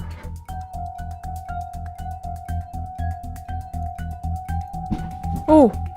He tripped and face planted, nose crunchingly hard.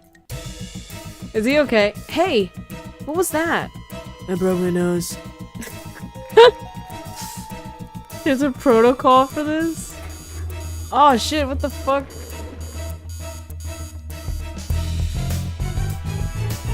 Okay, music is kind of dope. Okay, some thường sao lại bắn? Privileged information.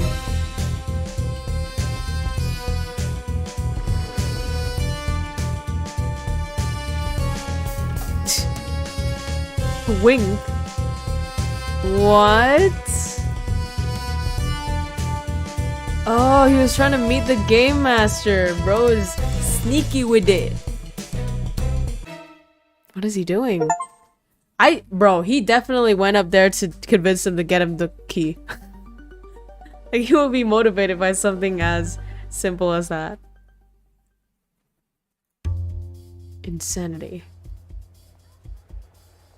Waiting for the mail. It seemed to take forever.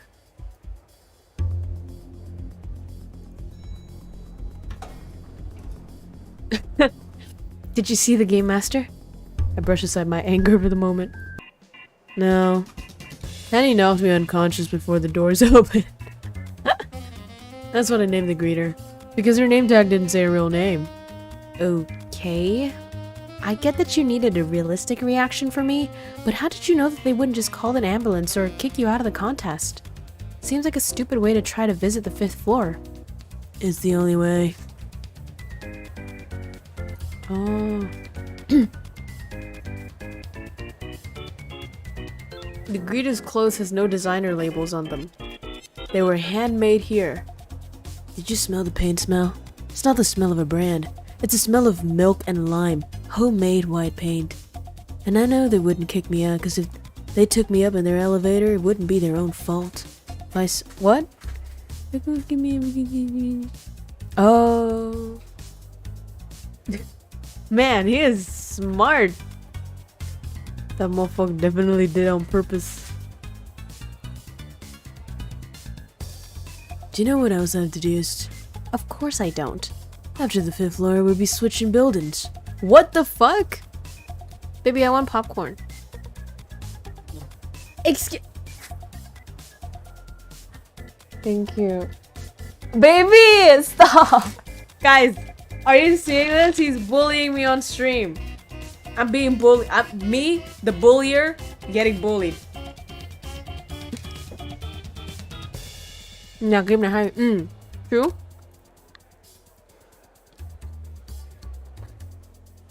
I see nothing. Fuck you guys.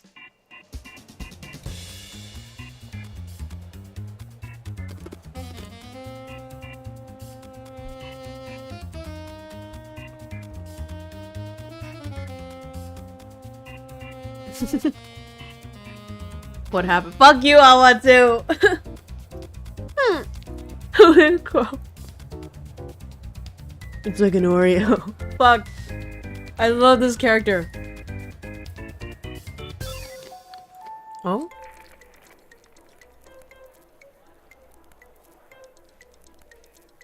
$35 pairs. Your boyfriend's back. He's always been here.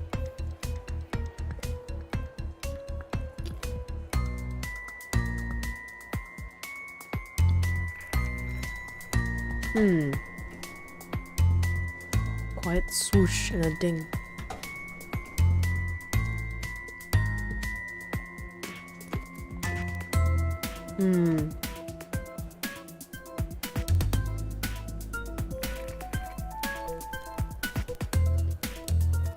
Five pairs elimination? That's pretty rough, no?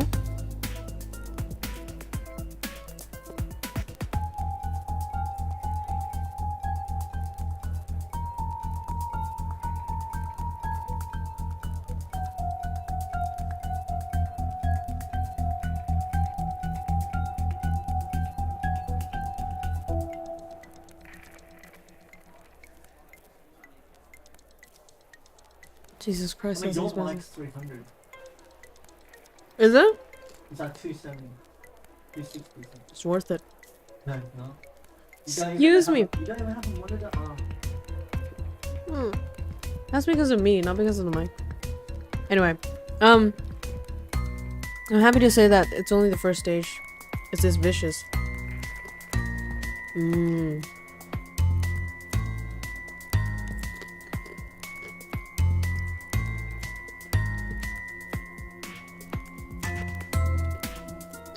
You'll be ranking each other? What the fuck does that mean? Didn't like the way they solve it?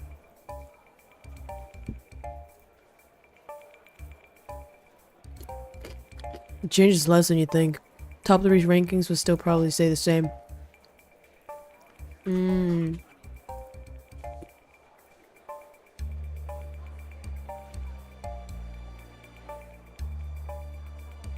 Man, this guy's making too much sense.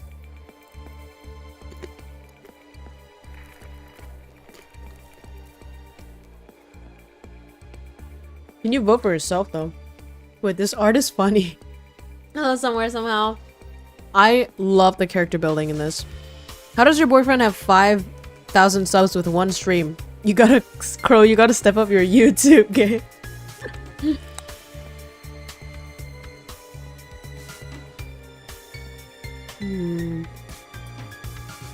Passer, hey, what's up?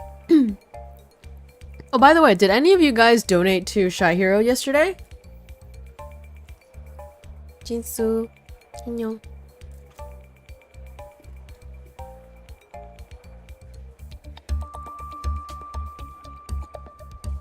What? We can donate? He has donut?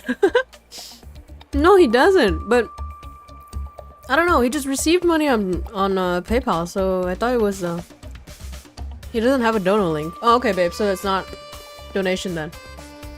I don't know what that is. Oh. I tried, but fuck PayPal. Oh, okay. Oh, that's why.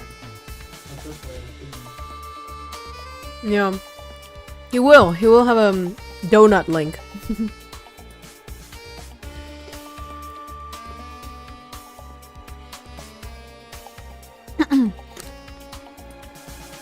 To be fair, that's kind of the cool thing about having a stream partner. Yeah, it's like wherever you donate. If you donate to me, it goes to dates with him. If you donate to him, it goes with dates with me. It's like the same pile that you're piling on. So works either way.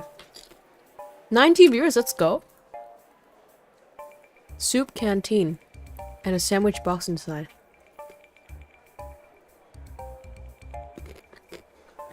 He was drinking his sandwich. The money is ours.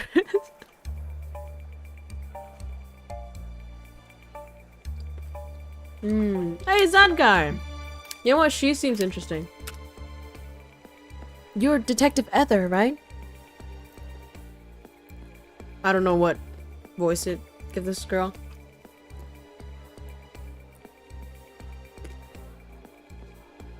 Cái gì vậy? Anh muốn của em, cái gì của em là của em? No. We're actually pretty fair in terms of financial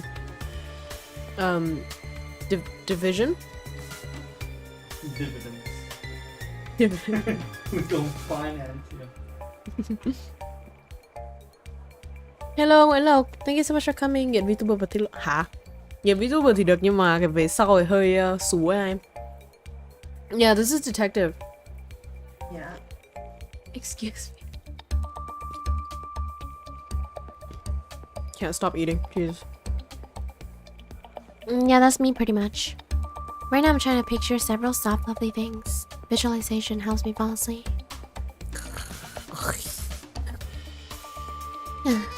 Has to do with the unconscious recognition of patterns when you're in a state of deep thinking. The way I see it, everything in this universe has various unconscious associations and parameters that we are only partially aware of while awake. Think of them like labels. I'm able to tap into those labels and make connections that would be unavailable otherwise. You know, Reggie's method, right? In many ways, she's able to tap into the same network consciously, whereas I have to be asleep to activate it. You can read more in my book, Activating the Sleep Self-Betterment of the Deep Unconscious. Fuck. That's a lot. Yeah, I love this drawing style. Pajama as a work suit. Only $18.99. I'll probably buy it for $7. Sounds good.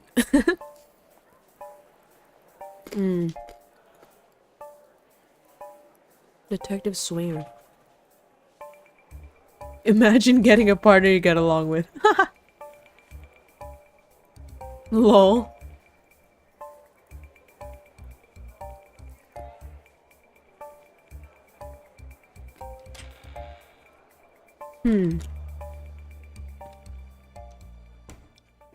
The story smells good. Ooh, in the dark? The crazy messy death. Ooh! Nó của rẻ. Chơi game gacha. Em nhìn chị em có nghĩ là chị là người chơi gacha không?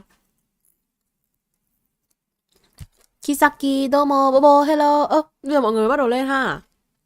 No. What the fuck is this? Mrs. Bashney. A stunt person was readying herself for a scene late one night. She was found dead in the morning. Most likely suspect with Mrs. Star Power, a movie star who wanted to do her own stunts. The room was locked from the inside, of course, always. When the crime was discovered, you did not have access to the autopsy. What kind of scene was Mrs. Bashney preparing for? Well, something to do with the knee, I fucking presume. Hôm nay sau khi em chép đủ 2 bài đồ thị 40 lần cảm giác thật nhẹ nhàng. Cái gì đấy? Bây giờ em mới đi làm về. Em làm gì đấy? Time to get started. There's a lipstick.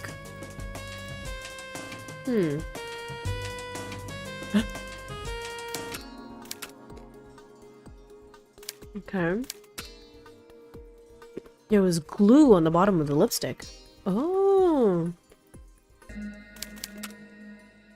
We didn't look at all of it though, did we?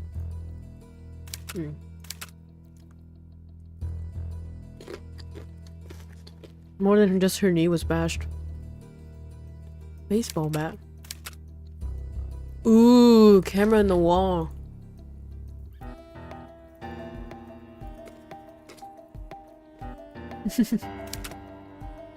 Was that really all the evidence?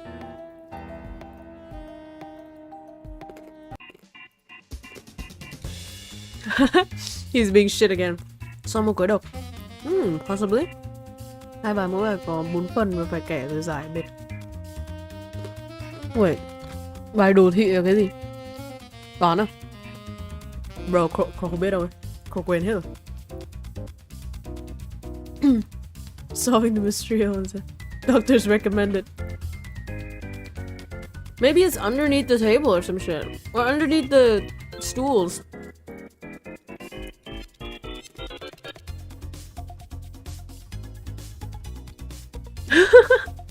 He's so cute. Đồ thị ám số. Clown with me now. Clown with me. Clown with me. One of... Oh my god, I knew him. One of us. Stop it, you freak. Oh my. That's not very productive. You're right. I'm sorry. Yeah. Can we refocus, please? Right. Back to what I was saying. It's definitely like underneath the chair or some shit. Please, I'm serious.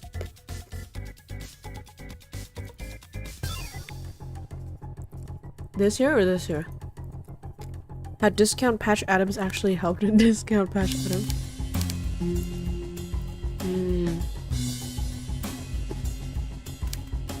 What? What the fuck? Is it the lipstick? Oh, was she supposed to do a handstand on the lipstick right here and then she fell down?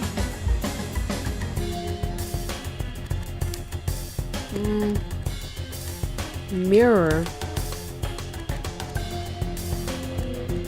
I don't know. The mirror. No, I think...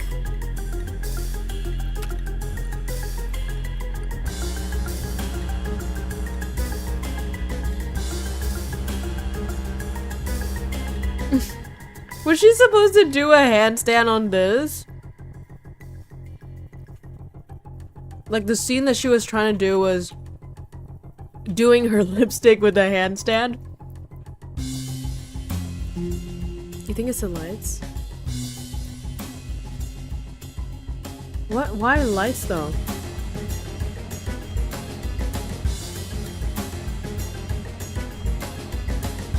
The seats? Yeah, that's what I was thinking. It's definitely the seats.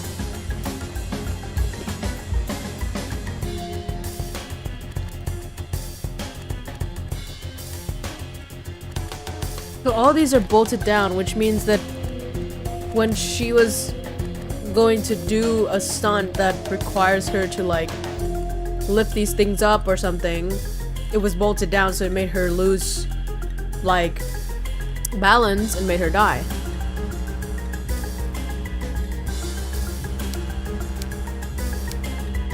The room is upside down? What the fuck? No fucking way, bro. No fucking way, dog. What the fuck?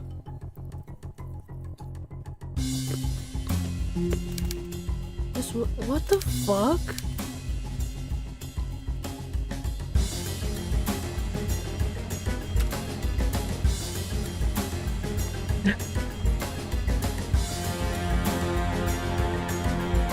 Keep it from falling down. Shit! Because this is a fucking stunt room.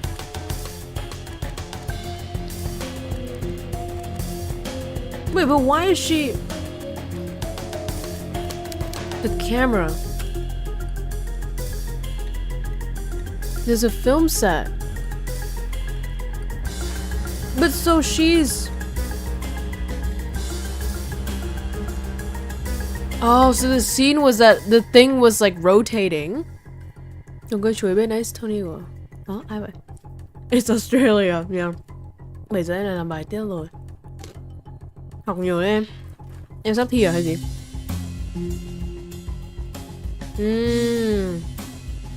Space Odyssey Nightmare.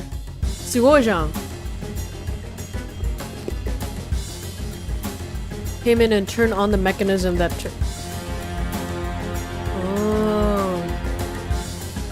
discovered in the morning. She's probably tossing and turning all night. Jesus Christ. Nobody, not even a stunt person, would likely survive that. I give the murderer benefit of the doubt, however. Perhaps Mrs. Star Power thought it would just be enough to scare her.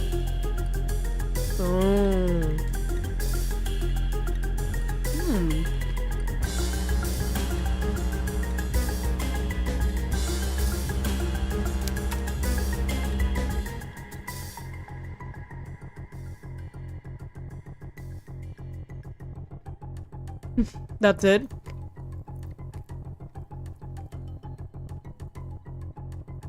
Yeah, true.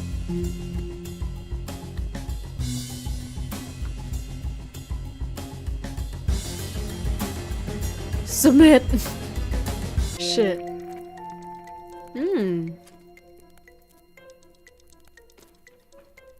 Interesting, look at that. Andrew, thank you so much mà đầu tư giữ vai trò luôn. Handstanding. How does he know that the seats are bolted? Should have moved it or something. I guess this is less of a puzzle game. It's more of a lore game, and the puzzle part is just there to sort of like stimulate you a little bit, but the lore is the main thing, and you'll progress with the lore anyway. Check, check, check.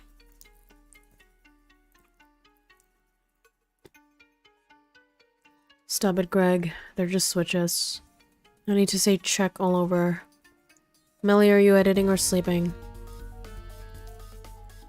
This girl reminds me of that one character from The Office. You know the girl with the cat that ended up in love with Dwight?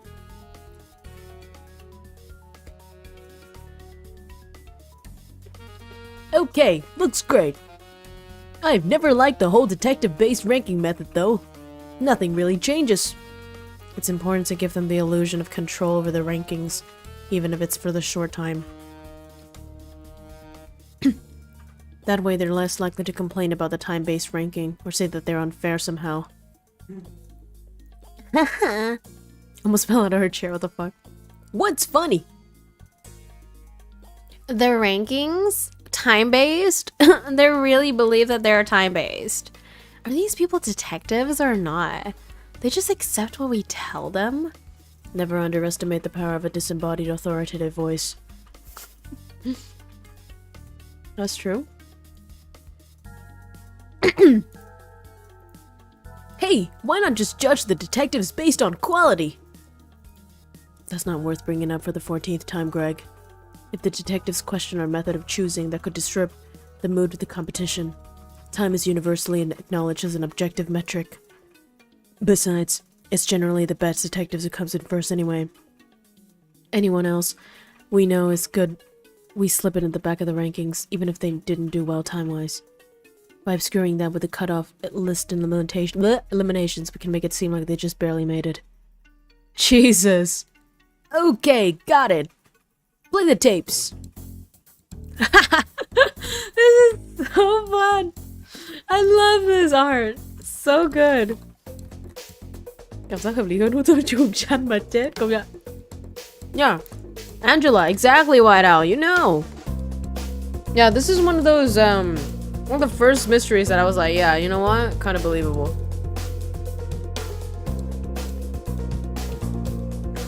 He's done it before. That would be more creative. Hmm.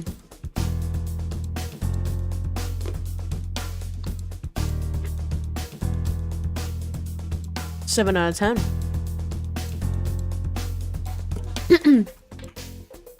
Ooh, who is that? She slept. This guy, what? Hummed and whistled. This is so cool.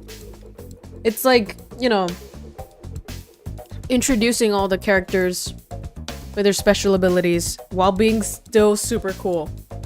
And it's sticking to the detective theme. I'm loving this game so far. Now I understand why it got like over 400 something very good reviews on Steam.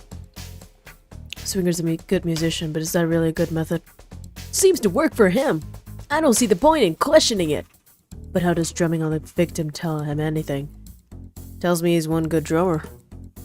Oh shit, let's go! The devil wears Prada! Headstand without hands. You finna have a dent. Fucking Tyler one dent. No, just attempted.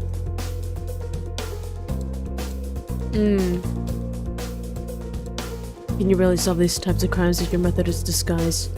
Even though they're good at disguises, Honor's pretty smart, and they get along with Red July, which almost nobody does. That's just because Regula has a massive ego.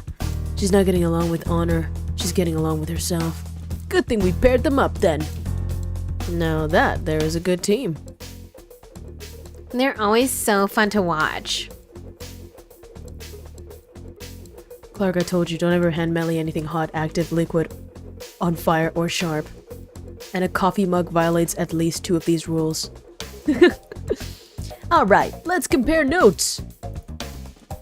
Yeah, this guy reminds me of Matt Pat, actually. Sad that he's retiring. What's the average on red? 10, as usual. Can I get the averages for the other 2 in the top 3? Slakes and Asper are at 9.7. Something at 5. Detective Nil got an 8.5. Oh, good. That's kind of low for them. It was me. I gave him a 7. How dare you? But I gave Slakes a 10. Thank you. Slakes was her favorite for some reason. It's too bad that Slakes will be switching partners next stage. As usual, nobody but the top 3 cracked an 8. We need to give them more competition, or they'll start slacking out.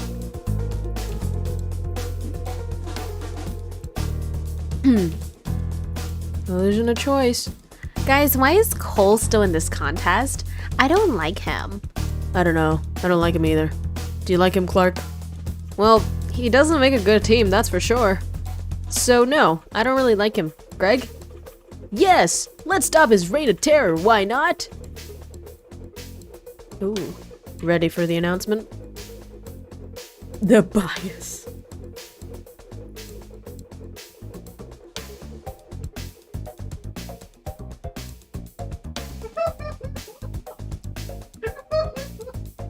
Are you guys hearing that? The hyena laugh. That's my boyfriend, everyone. Jesus. Pull the detectives. We didn't use the detectives' input for the actual right. Baby. The fuck? Can you guys tell that I'm living with... What's that guy's name? The purple... Are you okay? You've never laughed like that. Do you want popcorn? Will that calm you down?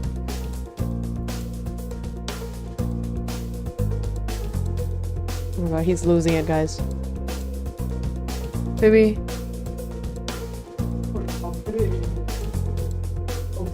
You were crying?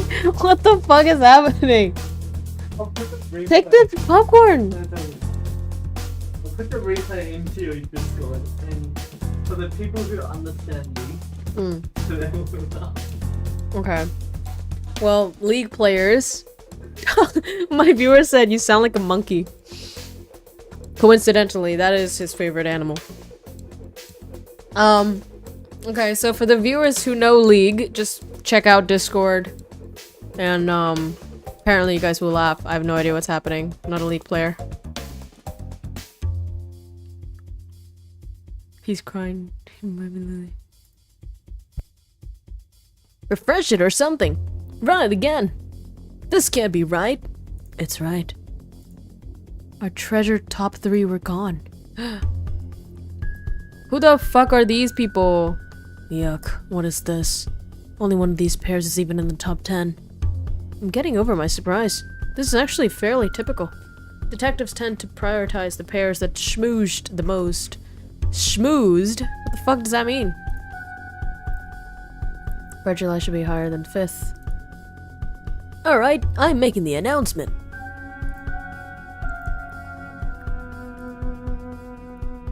Huh. Okay, so we completed chapter 10. This is actually freaky, guys, because the developer himself told me that 2 hours into the stream would be enough for me to finish 10 chapters. It just struck 11 p.m. and we literally just finished chapter 10. Like, this is crazy. Kind of goosebumps level. I'm going to contact Locked On right now to get him on.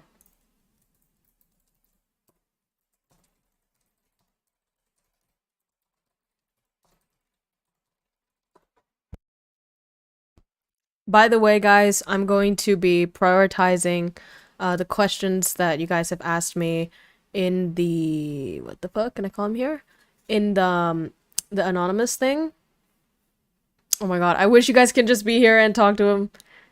So interesting. I gotta check it out though. Let's see.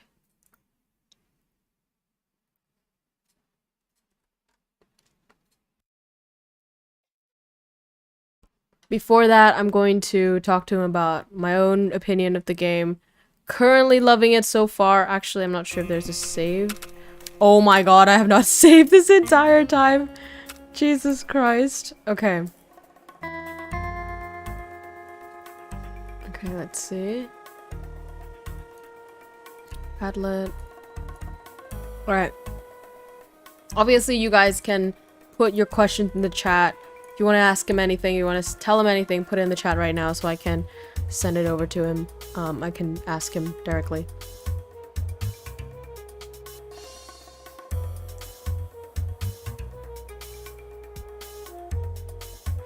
Oh, he's coming on Discord, guys.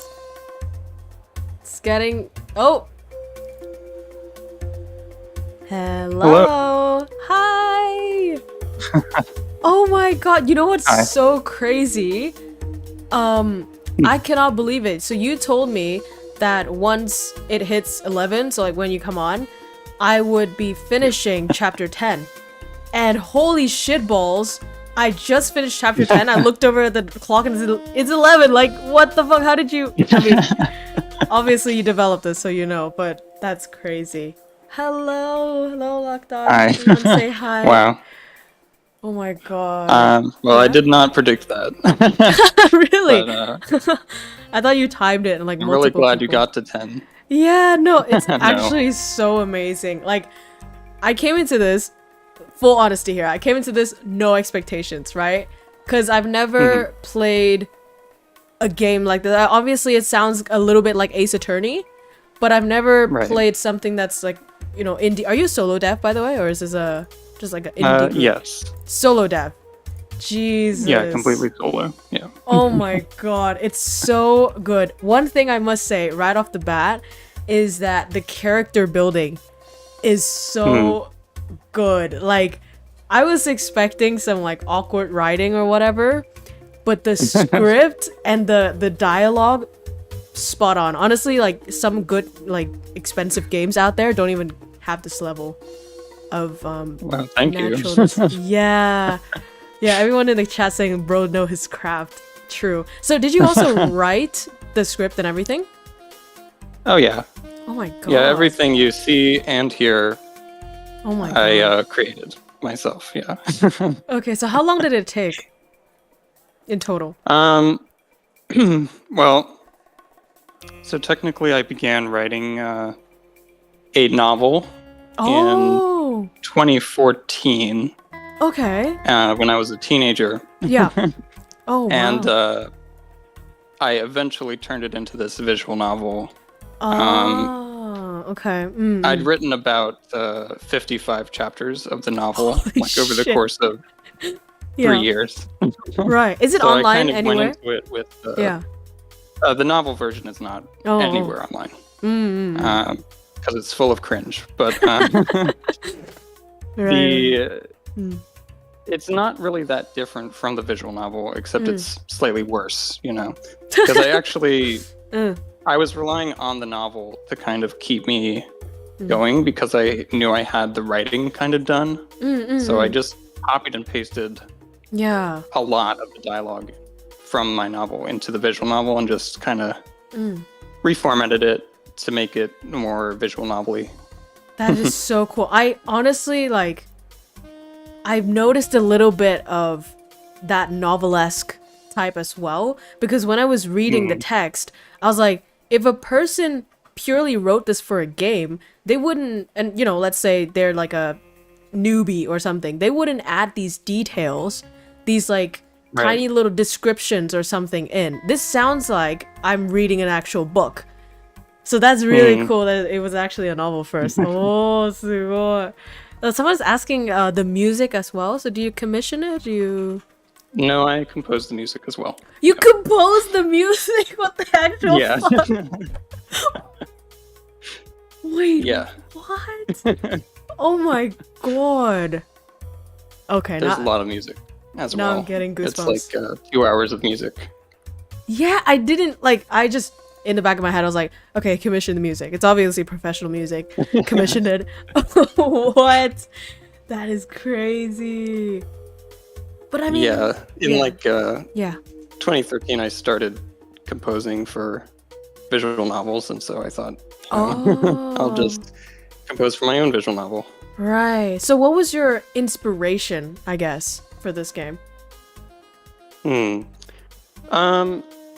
Well, I was reading a lot of manga, obviously.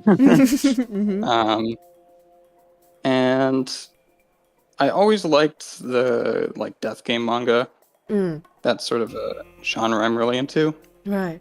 So a lot of it was inspired by, it's actually not a death game, but there's a manga called Liar Game. I would say that had the most influence on the idea of having a competition. And the way there are multiple game masters is kind of similar to that. But yeah, I've always liked detectives, and that's been sort of my main favorite genre, mysteries. Interesting. Yeah, I'm a big Sherlock Holmes fan. Oh, yep. That shows. I mean, the thing that you said as well, there's multiple game masters. One thing that really surprised me, I thought that we were going to stick with the guy, the protagonist at the beginning. That was who we're going to be for the entire time, and I was okay with that.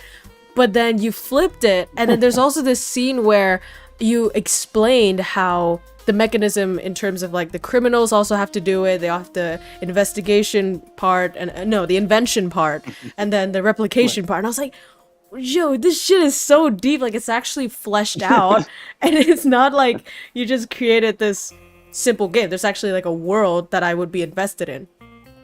Right, yeah, it goes deep. That is so cool. It shows such attention to detail. Someone said, bro, you're learning everything to make a game from grade 1 or something. Did you learn all those things as a hobby, and then it's sort of manifested in the game, or did you specifically do everything for this game that you had a vision for? So it's weird because sometimes I'll think it's just a hobby, but it really is kind of my life, my whole life. I've kind of treated any project I'm working on like it's a professional project. When I was younger, I would actually pretend to have employees working for me, and I'd make up fake names. What? And it would all be you? Yeah.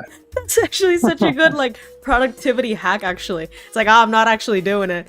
You make yourself do it. Oh, interesting. Yeah, so I guess I've always seen it as kind of, I don't know if I see it as, sometimes it's work, sometimes it's fun. I don't know, because it's this is what I do. I don't really have a job other than this. I mean, so, this is, yeah. Just to code a game would be a job, right? Just to write the script would be a job. Just composing is a job. You're doing absolutely everything. That's so impressive. Jesus. There's somebody who asked something kind of related to that. It says, I heard that coding is usually done by using other devs' codes, and they're always available online. Can you confirm this? Is this fact or cap? That is a fact, yeah. Oh. I mean, you can't use 100% of it without tweaking it a little bit to fit your own game, but with this game engine Ren'Py, there's a forum called Lemasoft Forums, which every Ren'Py developer has used at some point, where people post code, and you can find a lot of great stuff there. And of course, if you ask people on the forum for help, they're always going to help you out. So there's a community of game devs. Yeah. Oh, and then Ren'Py comes with so all the saving and loading is built in and stuff, and so you're not starting totally from scratch, which is not recommended for anyone to do, really. Right. Definitely choose an engine and build your game from there. So for the background of the game and everything, that's 3D, right? Is it? It is, yeah. Oh. Yeah, so I started learning 3D Oh my god. when I was like Casually. 7. 7? Oh my yeah. god. Jeez.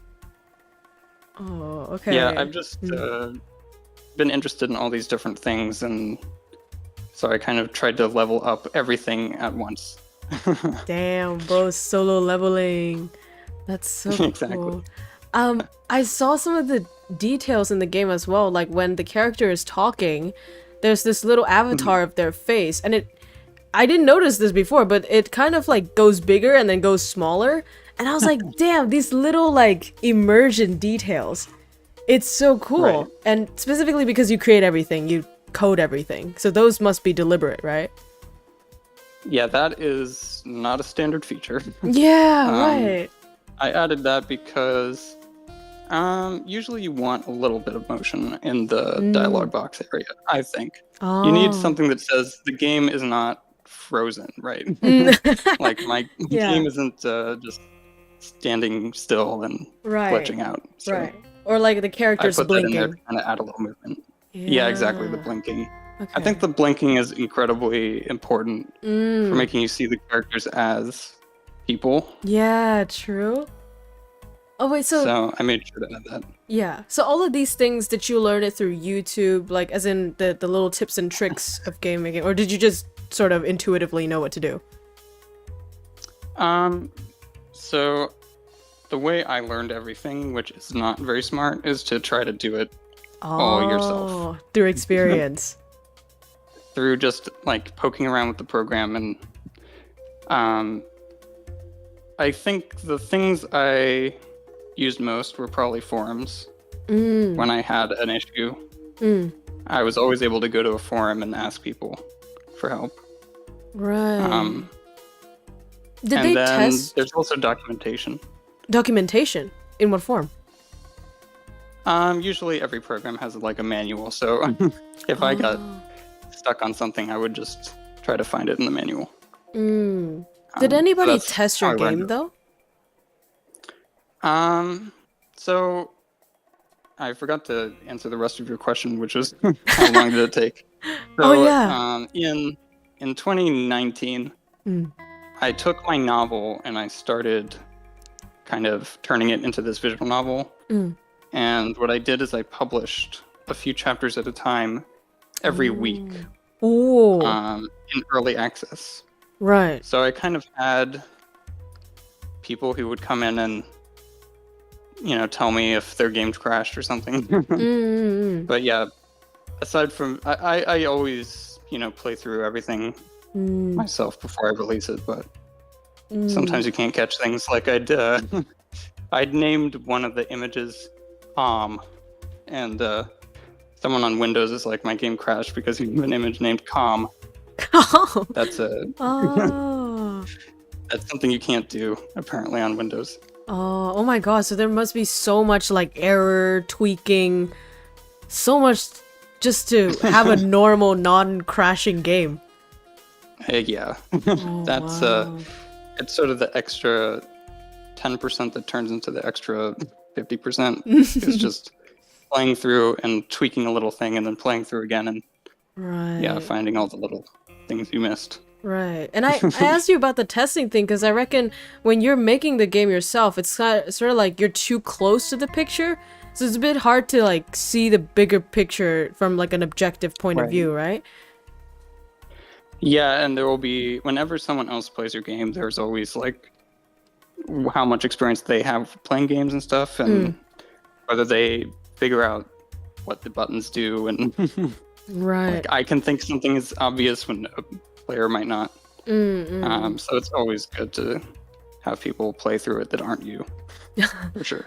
Yeah, like at first I was trying to, because every time I stream a game, I have to go into the options first, trying to tweak around the audio and such to fit the stream. And I was like, I can't really navigate this menu because of the font. And I have really bad eyesight, so I was like, what the fuck is happening? But I get that it's sort of like a detective font, like in the case files. You're trying to, stay consistent to keep the vibe. So that's pretty interesting. Right. Yeah, I do think some of the text gets a little small, and Yeah, that's but something I could maybe fix in the future. yeah, but besides that though, oh my god, the characters just blow me away. The guy, what was his name? 70, well, it keeps changing, right? 774. Oh my god, Right. he's such an amazing character. Thanks. Mm-mm. Yeah, I knew after I'd written a lot of the novel, I knew that he was like an iconic character, because anyone who'd read the novel version was like, that guy's funny, and they would quote the Oreo. Yes, metaphor. the Oreo. I was like, wow, that's a really catchy catchphrase, I guess. Yeah, So, like how do you even come up with that? Is that your catchphrase in real life? Like, do you like self-insert? It's not. Oh. So interesting. I guess it was just like, what's the stupidest metaphor he could possibly make? That was the reasoning behind it, but Right. yeah, it's become quite an iconic line there. Someone saying, as a software developer, even though I'm not a game developer, I really admire you because independent game development is actually quite difficult. It sounds like a mountainous task. It is. It was a Yeah. lot of work. It was very, very exhausting. And it took 10 months to complete the entire game. Wait, isn't that Uh, super from quick? adapting. It is actually really, really quick. Oh my god, you could say 10 years and I'll be like, yeah, sounds about right. It's like 10 months. What? Yeah, because I was releasing 2 chapters one week and 3 chapters the next, so it came out to 10 chapters a month. And yeah, there was a lot of like last minute scrambles at 1 a.m. to put a release out. Wow. So it's not for people who like having sleep and that kind of thing. Right, but it's like a passion though, right? Like you can't really stop doing it. You just keep wanting to do more. Exactly. Right. Like what what keeps coming up for me is like internally in my head, I have this voice saying, you've got to get up and make that character, or you've got to code this thing. I just have Right. this little voice saying, you got to do this, you got to do that. It's like, Whoa, I it's don't like actually have calling. to do these things, but Yeah. you know, it's this little voice. If I spend too much time, you know, sitting around, I kind of get that voice telling me Ah, the guilt. get up and start doing things. Yeah, exactly. I see. Are you a bit of a perfectionist in like making this game? No, I wouldn't say so. I mean, there's all kinds of weird stuff that I left in there. Oh, really? Um, See, we didn't even notice. We were just like admiring the Oreo guy. yeah, when it first released, it was a little different, and over the years, I've kind of continued to update it. Oh. Because you know people are playing the game, so want to make sure it's as polished as I can make it. But Alright. yeah, I keep polishing it. Right. So the Steam version that you have on right now, is that the full game already? Is there more updated chapters? Oh, okay. So this is the full thing. Yeah. Right. Is there a spoiler on like the number of total chapters that there are, or? It's not really a spoiler. I think I say there's 100 chapters, but 100? maybe not. Yeah. Jesus, I'm not gonna lie. When at first you said you're gonna finish 10 chapters, I was like, that's probably the best compliment that anybody's ever given my brain, because there's no way I'm solving 10 mysteries in 2 hours with this sort of neuronal connections. But then it turns out you sort of chop it up into tiny little manageable chunks. Makes you feel like, Exactly. yeah, there's like progress going on. And honestly, there's a little part of me that says, that is making it more enjoyable, because it seems like the lore part or the talking part is also progress in the game. It's not necessarily just the puzzles. Absolutely. So the idea to have it be like bite-sized chapters is Yeah.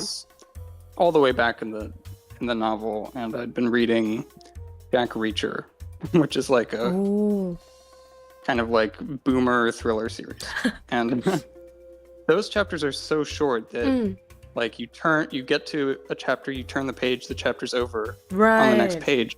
And I found that it was so addicting because you really felt like you were making progress through this. They're not short books. They're not super long, but you know, it just felt so snappy. Right. And I love that feeling. And also, like, I'm really scared of like not writing things that are long enough. Oh. Because like I'd kind of get tired and want to just finish the story already. So making these tiny chapters made me motivated to keep writing because like I could write one in like a night. And then I felt like, wow, I've written a whole chapter. Yeah, that's a really cool trick. Yeah. So it's tricking you to work more and tricking the players to play more. That's great. Exactly. It's a win for everybody. And that helped when I was making the visual novel too, because I knew like, you know, it was a lot of chapters, but each chapter was short. Right. So if I release 3 chapters, you know, it is a lot of work, but the Game Master chapter is just people standing around talking. Yeah. That actually doesn't take too long. Right. It's great I for have marketing. To, like, make a background and then... Yeah. Yeah, exactly. You can just say, dude, my game has 100 chapters. Beat that. They're like, shit. Yeah. I see. Here's another question. As a game dev who made a puzzle game, how do you come up with new puzzles to make the game less boring / repetitive? Great question. I kind of just sit there and, well, it's these are like mysteries. So, Right. what I do to come up with a mystery is that I start with the location. Oh. And then I try to kind of reverse engineer what kind of evidence would you find in that location. And I kind of just think about it until I get inspired to sort of come up with a twist. So in a sense, you're kind of a professional criminal mind now, because you can just walk into a room and be like, this is what I'm going to do. See, Exactly. that's what I've always been wondering, because I like watching Detective Conan, like the anime. I'm so obsessed with that series, and every time they solve a mystery, I'm like, how the fuck did this guy like start and just reverse engineer, as you said? How does that even happen? Like, I can't conceptualize it. Yeah, it's different for everyone. I mean, the more common technique is to write what the murderer does, like come up with, you know, kind of what their goal is. Right. And work from that. But that might be better than what I do, actually. So do you don't take find my advice. yourself having those moments where you're like, oh, but there's a loophole here. There's like a plot hole here, so I gotta fix that up somehow. Like, do you have those moments? I definitely have those moments, but yeah, it's really hard to catch every plot hole by yourself. That's so true. I'm not sure there's any writer who's able to catch everything themselves. Most writers have like an editor who will also be there to help, and Right. you know, many people. Yeah, usually a whole studio. I'm just one guy, so Yeah. if someone brings up a plot hole, I usually either try to fix it somehow if it's small, Yeah. or I just kind of have to throw up my hands and be like, all right, Deal with it. I didn't. It's a fictional story. What can I do? Yeah. And to be fair, I think personally, the allure of the characters kind of just take center for me, take the stage for me. Right. So I'm just kind of like, all right, puzzles, cool, whatever. I just want to know these characters more because they're so interesting. Related I to think that, that is entirely it. Yeah. That's kind of the hinge point on which whether people like the game or not, I think, is True. You know, if they're there for puzzles, this is not. I wouldn't call it a puzzle game, actually. I wouldn't call them puzzles. They're more like just interactive crime scenes. Yeah. It's very different from Ace Attorney. I watched a little bit of your stream and what you said about like just adding a bit of stimulation. Yeah. That's exactly what the idea was, like Right. turning the parts of the novel that were just like the detectives come up with the answer themselves, and it was a little boring. And like adding just a little bit of interactivity, Yeah, I think makes people more engaged. that is really For sure. cool. Yeah. Relating to that though, so while making the story of the game, do you have a storyboard? How do you balance between the plot that you want versus the logic that makes sense? I want the story to be epic and cool, but I don't want it. Oh, this one is also about plot holes. But like, do you have a storyboard? Like, do you have steps in coming up with the scenes, I guess? I don't usually work from a storyboard myself. Oh, Um, because you have the novel, yeah. I would say unless, yeah, the novel, yeah. But I mean, I don't know if any writers who aren't creating something like more cinematic would have a storyboard. Usually, you just have an outline, and like the special CG illustrations, as they're called. Yeah, those I would just kind of put in a comment like, here I want to see 772 standing on his head, and then I would draw that, you know. Yeah. Oh, yeah. You drew everything so I as didn't well. really have like a, yeah. Jesus. By the way, just a side note for everybody who commented, I'm still reading your comments. I'm just trying to push out the questions in a sort of logical order. So we'll get to all the questions in the chat. I'm just going through this list of questions that people have sent you before the stream began. Let's see. Ooh, this is a pretty interesting one. Let's see here. In your honest opinion, has the game or the design industry run out of ideas? Interesting indeed. In my opinion, I don't think so, because I'm on the more indie scene. So indie game developers, I think, are full of ideas, and Right. there's so many great indie games coming out. And they seem like the indie games are getting better and better, and the AAA games are getting So more true. repetitive. Thank you so much, Clea. Yeah, that is so true. I like the indie games that are weird, and they're willing to stick to their weirdness. Cause there was this one horror game, I think it was called, I don't know, it's like about a Cthulhu anime girl, and you're supposed to kiss her before the world ends. Yeah. Oh, you know that one? Jesus, that one I do, gripped yeah. me so hard, and I'm like, yo, I don't care about fucking Assassin's Creed or whatever. This takes the goal for me. Yeah. Yeah, definitely. It's just like, yeah, trying every concept they can. And, True. And I think that's what people I'm very are excited craving. about what I'm seeing What you're seeing Yeah. in the industry? in the indie game scene. Yeah, industry wide, you know, there's some. I play some AAA games. I mean, there's still good ones coming out, I think, but yeah, there's definitely like this trend of like live service, Live open service. world kind of thing. Yeah, the thing where they have like a battle pass and they're trying to get you to subscribe to a game, which is pretty ridiculous. Yeah, right. The pricing. Yeah. So I think greed is ultimately what creates like this lack of ideas.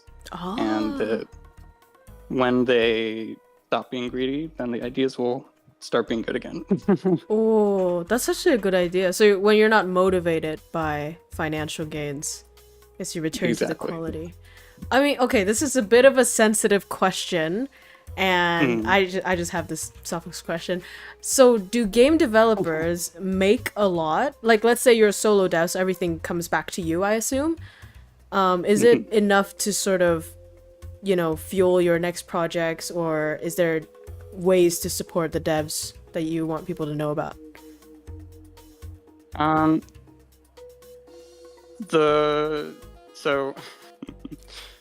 It's a bit sensitive. You don't have to answer if you don't want to.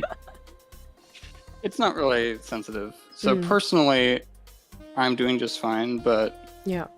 there are a lot of people who aren't. I would say making an indie game is incredibly risky in terms of like financial success. Yeah.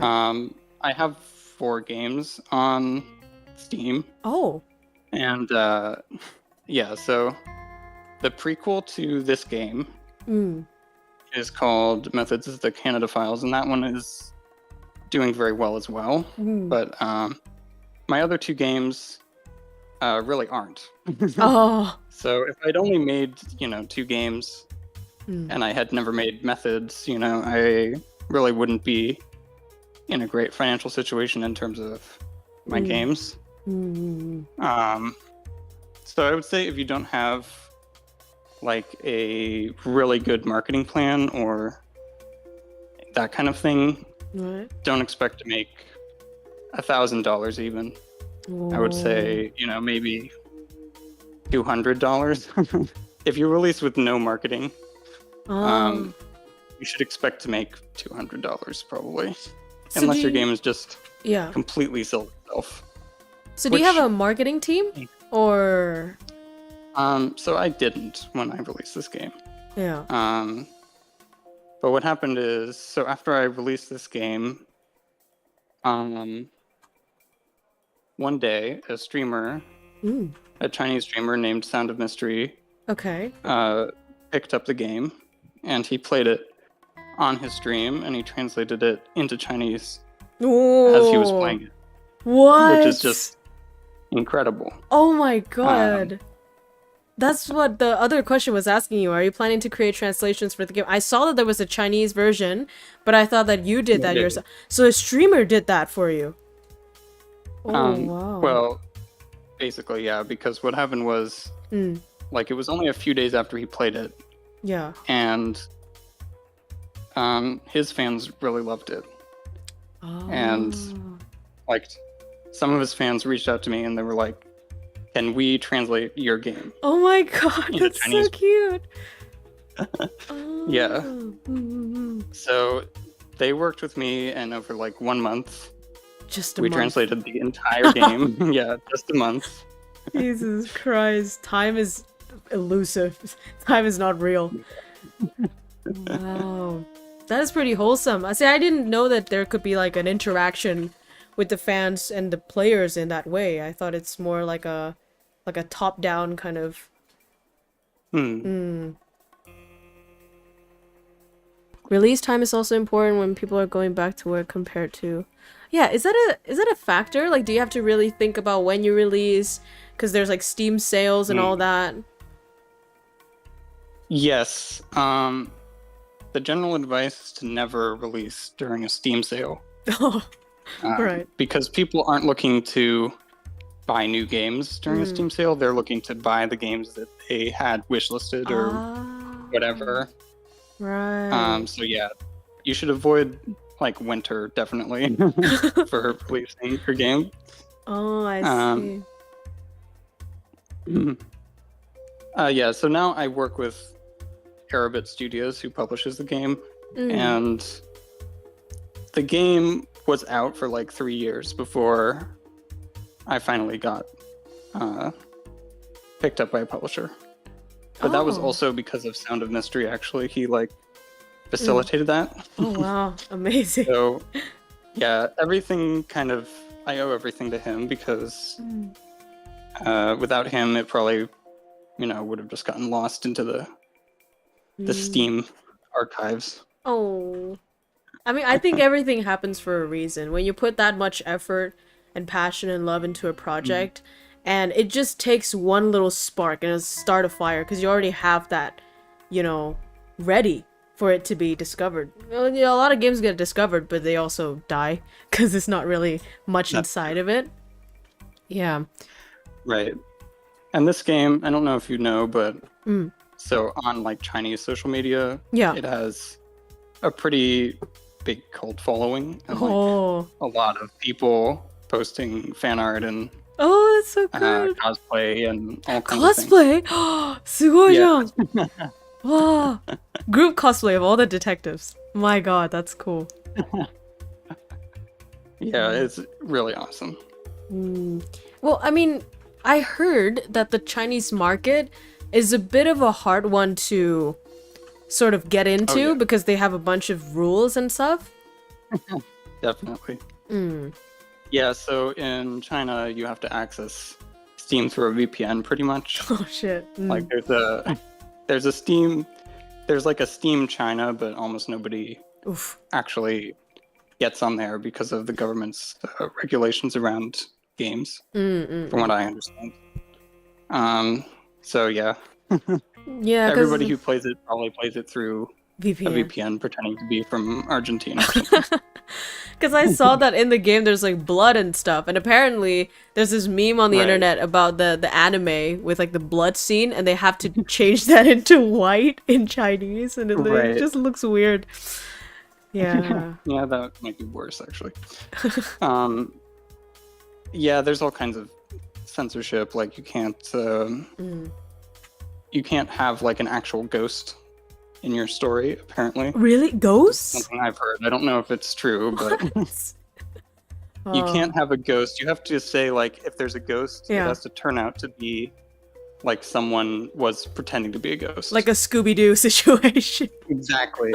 They turn every ghost movie into a Scooby-Doo movie. That's actually so cute. They're trying to keep people from being afraid of things. That's kind of cute. Yeah. I see. Here's a really interesting question as well. Has developing games ruined your enjoyment of playing games? Like, whenever you play video games now, were you just like, how did they make this game, this feature, this aesthetics, rather than enjoying the game yourself? For me, no. I enjoy games just as much as I always have. I think I kind of turn off any analysis of things when I'm kind of consuming them. So for me, I just kind of sit back and get immersed in the game's world, and then what will happen is later I'll remember like a cool UI element I liked, or like the way they did that sound effect or did that presented things in a certain way. Then I try to kind of go back and do that in my own game, basically. That's pretty cool. So But your that comes brain later. archives it for later use. Yeah. Interesting. So there are two questions that kind of relates to each other. One that says, what's the next step forward? Any other games in development or planning to join an indie studio? And another question which basically talks about who would you collab with? I guess the general theme is, do you think of outsourcing some parts of the game development or collabing with someone, or, what's the next step for you? Right. So right now, I have the prequel game Canada Files in early access. Yeah. I'm working on that all by myself again. I have a lot of upcoming projects and things that I'm very excited about. Ooh. On my website, there's like a whole, like a locked on direct, basically. So it's like a whole presentation of like what kind of projects I want to be doing in the next 10 years or so. Wow. So I kind of have a whole plan, and I kind of tinker away at my future games in my head. Nice. In terms of collaborating with people, I've worked with some other mystery game developers. We kind of released a project for a jam, Spooktober, last year, and I helped compose the music for that. So, yeah, I'm open to collaborating with people, but obviously it takes a ton of work to make these games. So Yeah. I'm pretty busy, but I try to help out if there's like something small I can do. Right. So is it And only in the mystery? future, I might hire a programmer. Ah, yeah. Only mystery. No, I'm open to making other things, and I want to make other things in other genres actually. Like I've always kind of done games in different genres. But I guess the whole sort of game design would be completely different from, let's say, like a visual novel versus like an FPS, right? There's so many more yeah. things to consider. Right. So my specialty is more narrative Yeah. focused games, like Yeah. visual novels. So I wouldn't depart too much from that, I don't think. But I Like, think I'm- that's so I'm rare, really though. Yes. Yeah. Mhm. Like, honestly, in terms of sort of special effects or, you know, like art style or whatever, a lot of games look beautiful, honestly, but Right. the narrative, the dialogue just loses me immediately. I just auto skip everything. It's like, oh, doesn't even matter, yeah. this lore. So I think it's actually really rare to have this sort of captivating narrative in a game. Right, and it kind of allows me to jump into other things. Like, I also, I would want to make a movie or something like that. So, developing the narrative skills to tell a really compelling story, Yeah. you can then kind of jump into other things pretty easily. Yes. Yeah. Honestly, please make a movie, because this is besides the point, but this movies in cinemas these days, I'm so desperate for a good movie with a good plot, good characters to go and watch, but every single movie seems the same. They all lose money in box office because nobody likes the stories. So we desperately need good script writers. Well, yeah, I'll do my best to make sure that happens someday. Yes. He'll solo It's develop a movie. on my bucket list. Yeah. On this topic as well, because solo development, it takes so much time, energy, all of that. Do you have an idea about like letting people fund the game? I think there's like crowdfunding or something before the game comes out. Would that be an option? A lot of people do Kickstarters Yeah. to kind of get the funds they need. And it's pretty difficult, to be honest. Oh? Like, you really do have to really put a lot of work into that Kickstarter campaign. The marketing itself. Yeah, like there's a whole thing, like learning how Kickstarter works, what draws people to projects on there, like making sure your page looks really good, kind of all the stuff you do on Steam too, but it can be a lot of work. And also, I don't really want all that pressure. Like, when you make a Kickstarter, it's kind of like making your company public and saying like, let's invest in me, right? So if you then fail to make the game, it's like people have literally invested money in you to make something. And yeah, it just seems like a lot of pressure to me. Right, true. So far I've just self-funded anything that I do, but methods, it barely cost anything to make because I made everything. It's myself, time, so. it's money. Time is money. But I guess, somebody in the comments saying Patreon or coffee, I think a lot of creators get supported, like artists or something, they have this coffee link.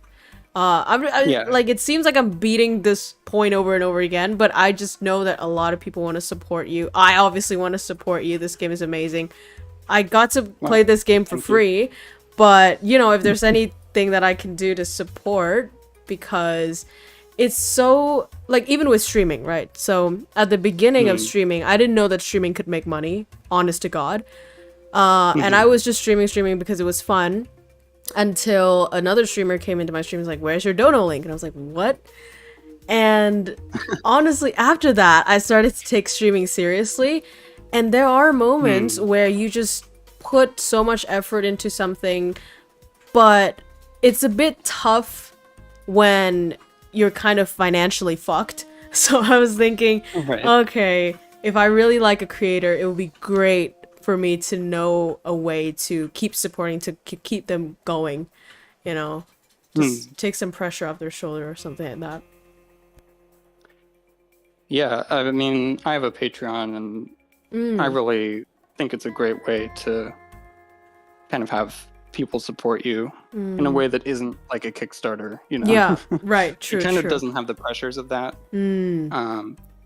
Yeah, so absolutely. Right. But do you get people sort of rushing you to do something? Like, when's the next chapter? When's the next chapter? A little bit, but I would say my fan base is actually really compassionate towards that. Like, they seem to understand that it takes a lot of work to, you know, make these things, and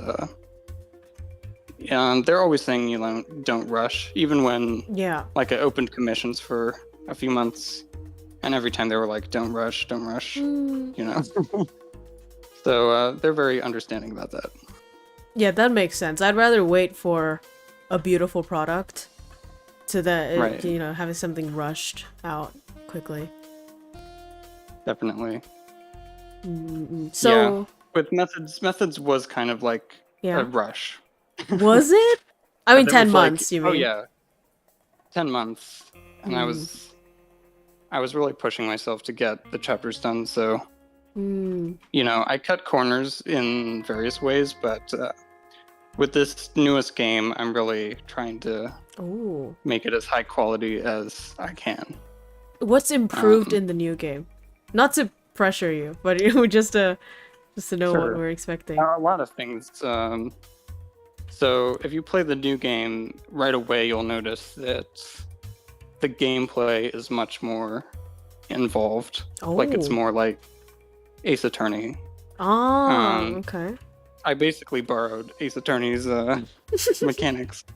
But yeah, so the mysteries are more of the focus, and like actually having puzzles to please the puzzle fans. Okay.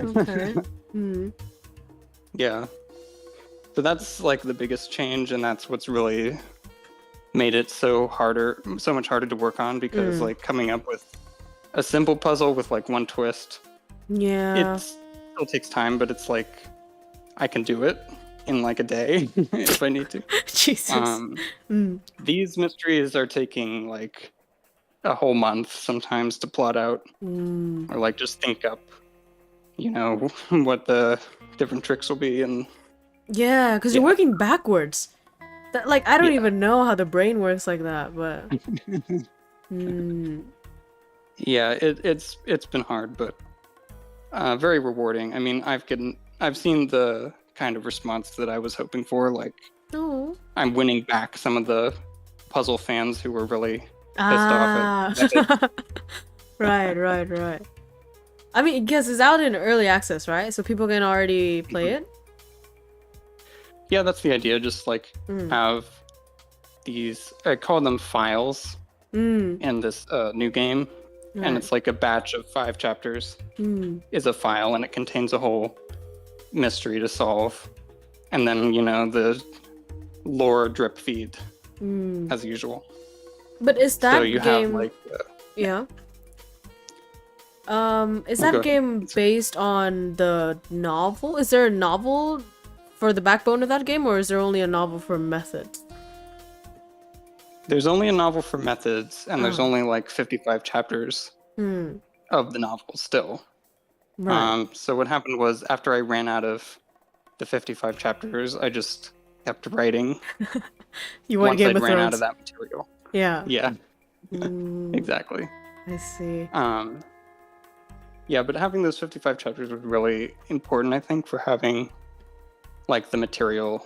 Yeah. And being able to put out those chapters quickly.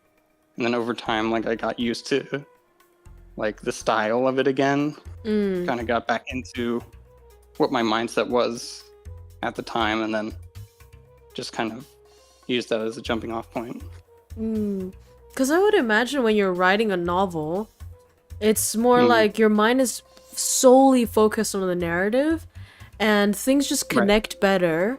So I was worried, like, oh, if the game was not made based on a full script already, would it feel fragmented in a way?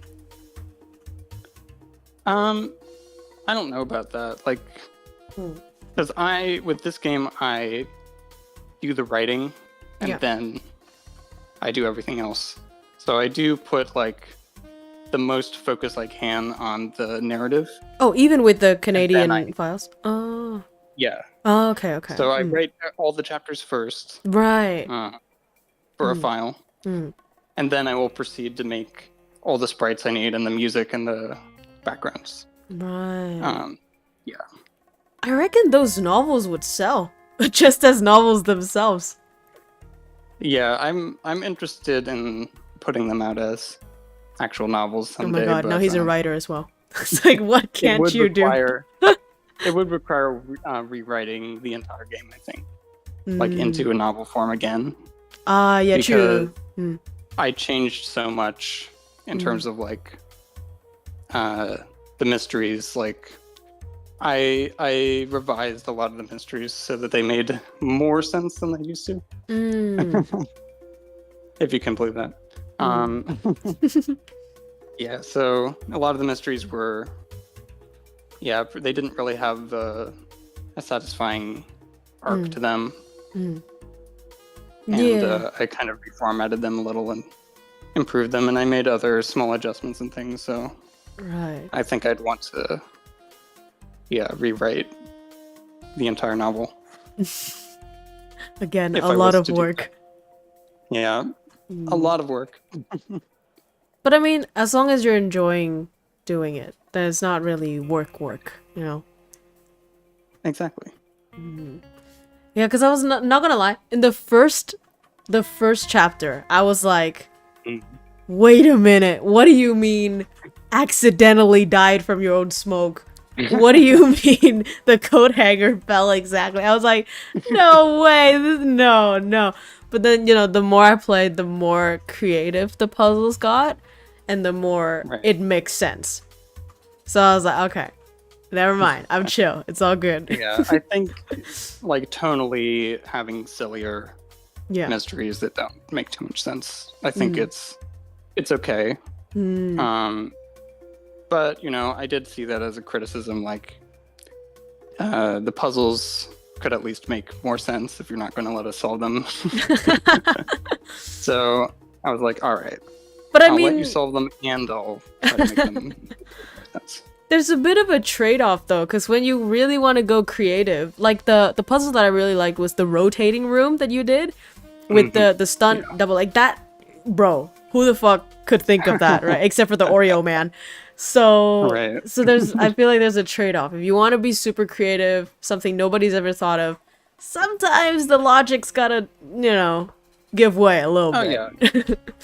Yeah. There's definitely, especially later in the story, there's some mysteries that really Out there. really sacrifice logic. But yeah, I always think it's better to go for something really cool than something that makes sense personally. But you know, everyone's different and they have their different tolerances for that kind of thing. Yeah. But I feel like, you know, overall the game is so silly and goofy. I don't know. Like, if you look at what the game tonally is trying to do, it just all lines up for me. So I personally don't have too much of a problem with it when I'm reading it. Yeah. Me neither. I was just thinking like hardcore puzzle games would be like, bruh. But I'm here for the lore, man. I'm here for the fun, the characters. It doesn't matter. It's like, let's go. Someone's saying... Right. I think when you prioritize the puzzles, you do sacrifice the character. True. Because, and I'm finding that in this new game, actually, like, it's hard to keep the personalities really strong and have them doing, like, the typical deducting, like, puzzle thing. And trying to balance that has been tricky. I feel like I've managed to do it, but sometimes the characters can kind of blend into each other, or they all kind of sound like have the same voice to them.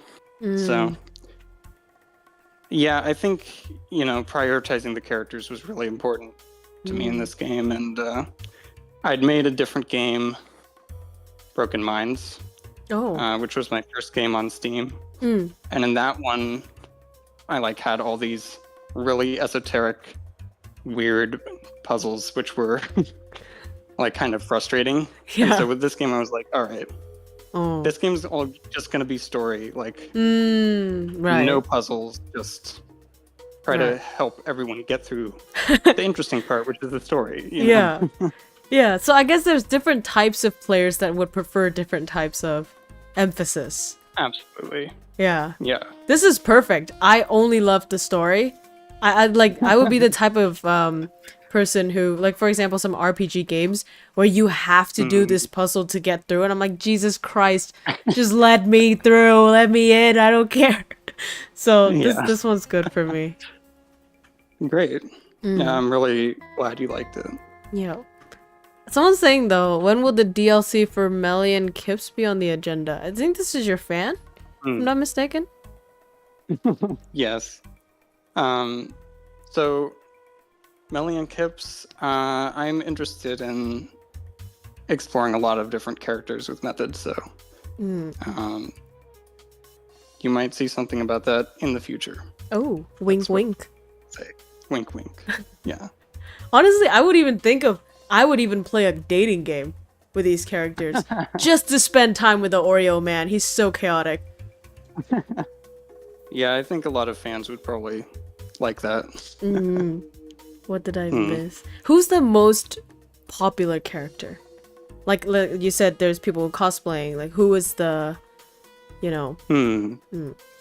So I've actually pulled the fan base on this, and yeah, the most popular character is, I believe it is Red July. Yeah, she stands out.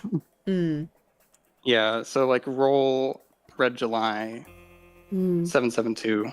They're like all at the top, basically. Right. So the top are at the top, basically. Yeah. But what's also great about this game is like, it's the kind of game where you have like this random side character who shows up for 2 seconds and disappears, and you literally never see them again. And like there will be some fan who like really likes that character. Really? Oh, And that's they'll so make fan cool. art and stuff. I mean, yeah, this game is kind of for people who always like the side characters in any media that they're watching. Yeah, because like- you get to switch perspectives and be that character. It's so cool. Exactly. Like I love the protagonist switching. There's a lot of people who are put off by it. Really? Or not a lot of people. I find but that so they refreshing, get honestly.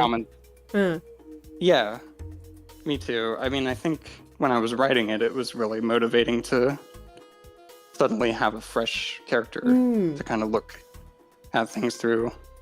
True. So I really like it. And I think it requires flexibility as well, in terms of like understanding psychology. If you were just, I was thinking, okay, it's gonna be this dude. I gave him a southern accent, you know, trying to be a cowboy and all that. And so I was thinking, all right, the entire game, I'm gonna be this guy. Here's his psychology. Here's his personality. And then boom, I get to be this tomboy girl. And I'm like, yo, let's go. It's so cool. And Right. yeah, for you to write in a way that would convince me that that is the character, that you are being that character, that's pretty difficult. Right. Like it was always a challenge. Like, what is this new protagonist how is this new protagonist going to be different, you know, and feel like a different character? Right. So that was really fun too. Yeah. And I think there was a character that sleeps to solve. There's a character that does the music thing. And then I was like, bro, because I've always loved those either games or movies where there's lots of different types of characters with different powers, I guess. Like Overwatch, each person has a thing. You know, anime, each character has their own power. But it's really, it's really hard to, how do I say it? To balance their personality in a way that they all feel equal in terms of interestingness, you know? It's like the sleeper girl is just as interesting as the guy with the mask. I don't even know what it was, like the wrestling mask. He appeared for like I don't know how long, and he was just so weird, and I still remember him until now. So yeah, that's so cool, man. That's great. Yeah. Yeah, having all the different methods, they're really like Methods. superpowers. Yeah. Exactly. It's all about the methods. Yeah, someone's saying here, Methods is such a good name. Thank you. Yeah, I like imagined seeing a book on bookshelves Oh. one day, and it was like, it would be called methods, and I was like, I'd better write that. Yeah. I feel like you have such a strong intuition, though, and like you're willing to listen to it. That's something that people don't usually, go for. They don't have the bravery to go for. So that's cool. Right. Thank you. Yeah, I try to hone my intuition for sure. One thing though, I think everybody could benefit from this question, but because you talked about the trick of like imagining employees and then you would name them, but you're doing all the work. That's one trick. Do you have another trick in terms of motivating yourself to do hard work? Because obviously you do a lot of it. So what's how do you do it? Yeah, there's a lot of times where I just really don't want to write or do what I have to do. But yeah, it just comes back to that voice, like you've got to do this. And then I'll be like, okay, I'm really gonna force myself to work on this, basically. One trick that I've used when I really am out of options is to just set like a 10-minute timer and be like, work on this for 10 minutes. Right. If you work on something for 10 minutes, you kind of get into that working mood usually. But if not, then you've worked for 10 minutes at least, so. Right. That's a good trick. So breaking things down, doing this sort of Pomodoro style, one step at a time. Exactly, yeah. Right. I guess the voice thing is interesting though. Because I study psychology. And so every time I'm talking to someone new, it's like opening up a whole new world, right? Because everyone sees the world different, experience the world different. So now I get to know like a effortless workaholic who's talented at everything. It's really interesting. I'm trying to be like, what is that voice in his head? What is it about? Yeah, I mean, it's something that I cultivated from a very young age. I mean, I was always, imagining stories and things. So I guess I've always had that creative calling voice. I feel like most artists have that. Like just, go be creative. Stefka saying, it's great hearing from Locked On directly. Broken Mind was also an amazing game. Oh. Thank you. Is this your first time sort of having an interview or a chatting session online? Yes. This is my first online interview. Yeah. What? Oh my god, I'm so honored. I thought you do this all the time. What? Oh, you're great at it though. Yeah. Seems like a natural. I was like, yeah, this guy's used to being interviewed. Well, in real life, sometimes I'll get a party and be like, this is what I do. But, most people have never played the game, so I have to kind of like be like, it's a detective game and you do this and... It's hard to describe. It's really hard, yeah. Yeah. Bro's losing his interview V card. Guys, let's keep it PG. Wow.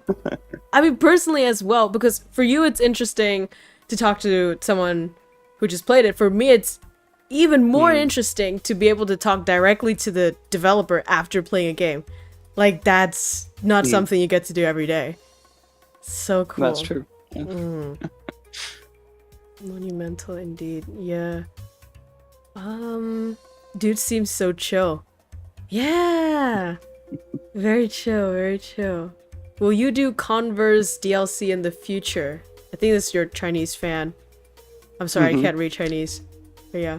Converse DLC. You'll have to wait and see.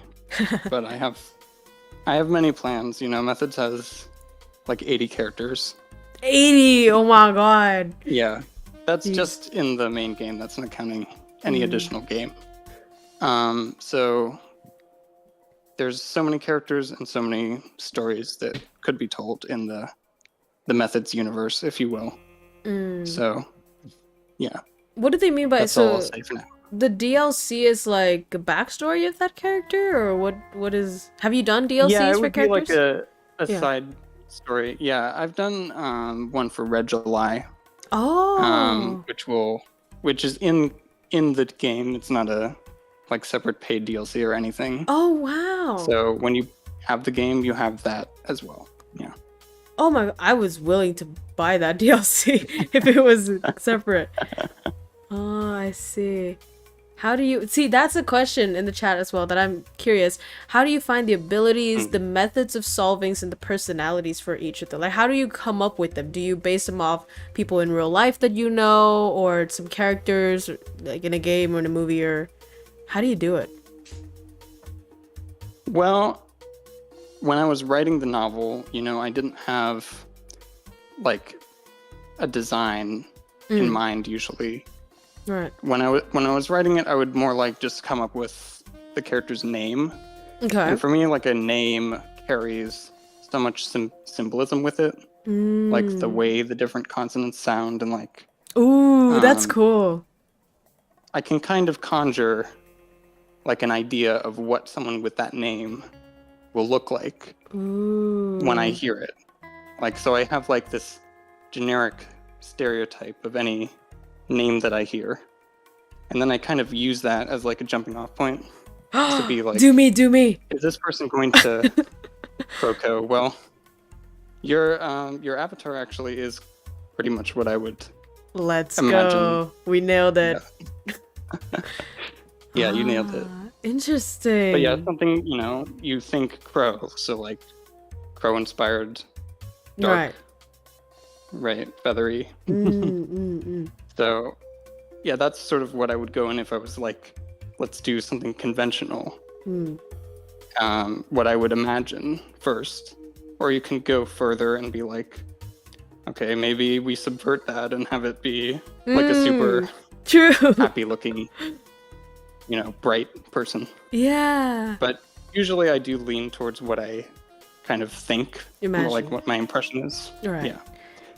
Because for the Oreo man, if you were just to say this detective names himself on the amount of cases, I would imagine at first it would be like this like faceless guy, or he's super cold, super. It's sort of like you know how prisoners have these scratches on their walls to indicate how many people they've killed or something.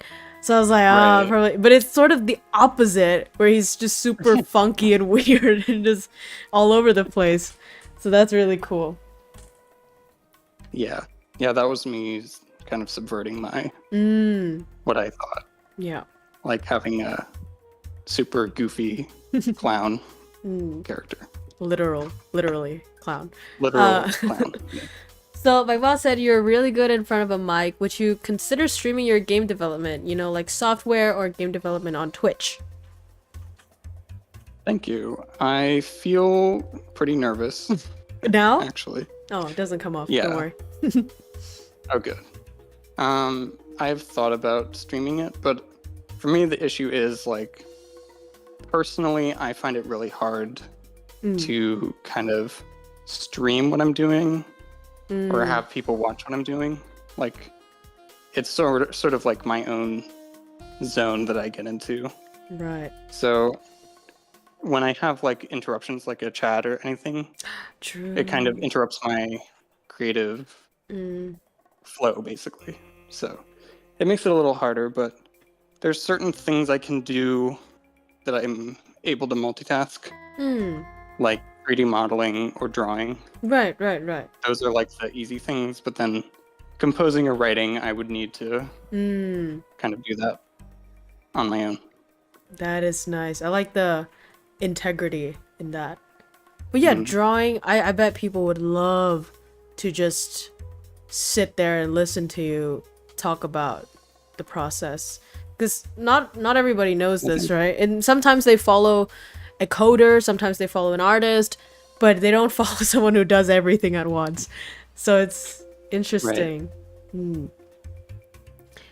What's the process though in terms of the steps? So I'm imagining you have the novel first, and then you come up with each of the scenes, or you divide up the chapters, you create the characters in the drawing, and then the music, does it come first, come last, come, you know, so many aspects.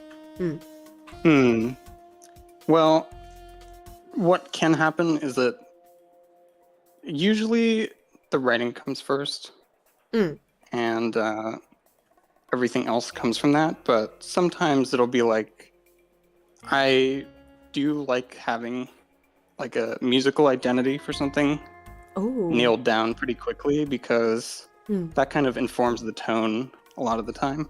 And yeah, composing something can sometimes inspire myself to be like, okay, this is what I'm actually going for. Okay. But sometimes I'll do that and just compose something, usually alongside the writing stage. So it feeds on each other, actually. It makes each other Yeah. easier. I found all these things are kind of interconnected. Yeah. Like the way creating a 3D model and creating a music track and writing a chapter, like they're all kind of similar in different ways. So it surprisingly helps to do everything on your own, in a way, if you can handle it. I think so. Ah, interesting. Okay. I really enjoy jumping between different things because it shakes up what I'm doing. Like there feels like there's a variety Keeps it fresh. in the tasks. Yeah. That's true. See, guys, this is such a new idea. We would be thinking, oh my god, how does he breathe? Like, you know. But here it is. It's actually more interesting to jump in between. I see. Someone's asking, will it spoil the game if you're developing... Oh yeah, I guess when you're doing the Twitch thing, you're sort of giving it away. That's true. A mystery game, it's a little harder to work on that and not have important spoilers. Right. How long do you think methods would take to read by the end of it? Oh, to read? I would say about 9 to 10 hours. That's sort of what I've seen people say. Okay. Yeah, it's 100 chapters and it's about 140,000 words. Jesus. So you can plug that into a words per minute calculator and figure out what your reading speed will be. If this question has been answered before, don't mind it. But has there been any outside... What? Outside Nori story? Do you have the stream on, by the way? Like, can you watch the comments? I don't. Oh, interesting. Outside old Nori stories that been inspirational. They're just asking about your inspirations, basically. Which we have asked before, but anything you want to add in? Yes, so... For the mysteries, I was inspired by this book called 2-Minute Mysteries. Ooh. They're like these really, really short puzzles. Most of them aren't very good, but like the satisfaction you get from completing like a little mystery, I find that really fun. Like, sometimes I don't want a whole mystery that drags on forever, and like having little short puzzles with a little twist, like it's kind of addicting. Right. So that was partially my inspiration for that. Oh, that person's saying, hey, I know that mystery series. Is it really popular? Never heard of it. Well, it's the author of Encyclopedia Brown, which is a pretty popular children's mystery book author, which I read as a kid, and so yeah, that might have had some influence. Because this commenter is also American, so I'm assuming that's probably why they know it. Yeah. Donald Sobol, shout out to him. Steph Ka is asking, mainly wondering how long it will be as a project after all the DLCs come out. Oh, with the DLCs as well. 80 DLCs? Yaba. Well, so far there's only one, so not too much work. The DLC is like 5 chapters. But, oh my god. It's pretty short. No, I was expecting 1. Jeez, 5 again. Okay. Yeah. Damn. Big. Yeah, if you played Methods and the DLC and the new game, like what's come out of the new game, that could probably take like 15 or 16 hours. Oh. It really depends, because the newer game is like, it's more puzzle based and people's time varies so much. on that. Like, are they someone who's going to give up immediately if they get it wrong, or are they going to keep trying to get the puzzle? So, that will affect how long it takes.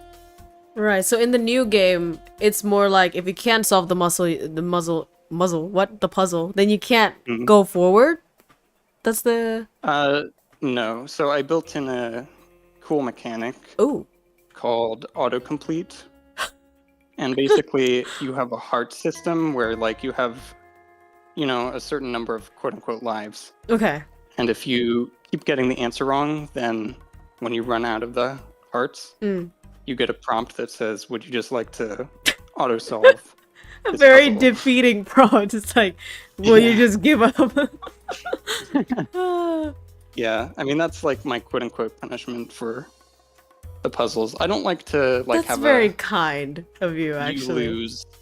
Yeah. I kind of am veering away from that. Mm. Because I feel like in a puzzle game, like, Yeah. it's really frustrating. Absolutely. Oh my god. I would die if, like, at the end of those hearts, I go back to square one. I would literally uninstall Right. the game. Yeah, Ace Attorney in the first few entries would be like, you ran out of life, well, now you have to replay the entire chapter again. And those chapters Seriously? are really long. Oh Yeah. my god. I mean, they stopped doing that, but it was really painful.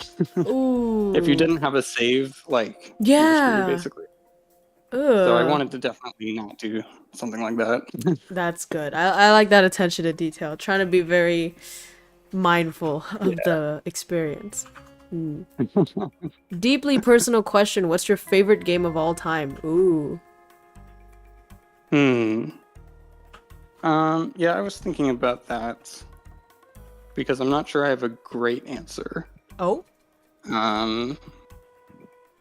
But I'll say one of my favorite games I've ever played is called The Room. It's actually a Oh, I know that one. iOS game. Yeah. Mm. It's just incredibly clever. Like, maybe the best game design I've personally seen in a puzzle game. Mm. I have never played and the way it. the visuals and everything, the atmosphere, Yeah. it It all looks comes cool. together to really create a great puzzle game, in my opinion. Interesting. I like the sort of cartoonish escape simulator. I'm not sure if you've heard of it, but it's also a puzzle. I haven't. Yeah, it's also a puzzle game. You're basically thrown into an escape room with you can play alone or co-op. And then you just gotta find out the clues. It's basically like an escape room, but it's so cool, and it has different themes, like a sci-fi room or an Egyptian room, all that stuff. So I enjoy I'll those have things. to play that.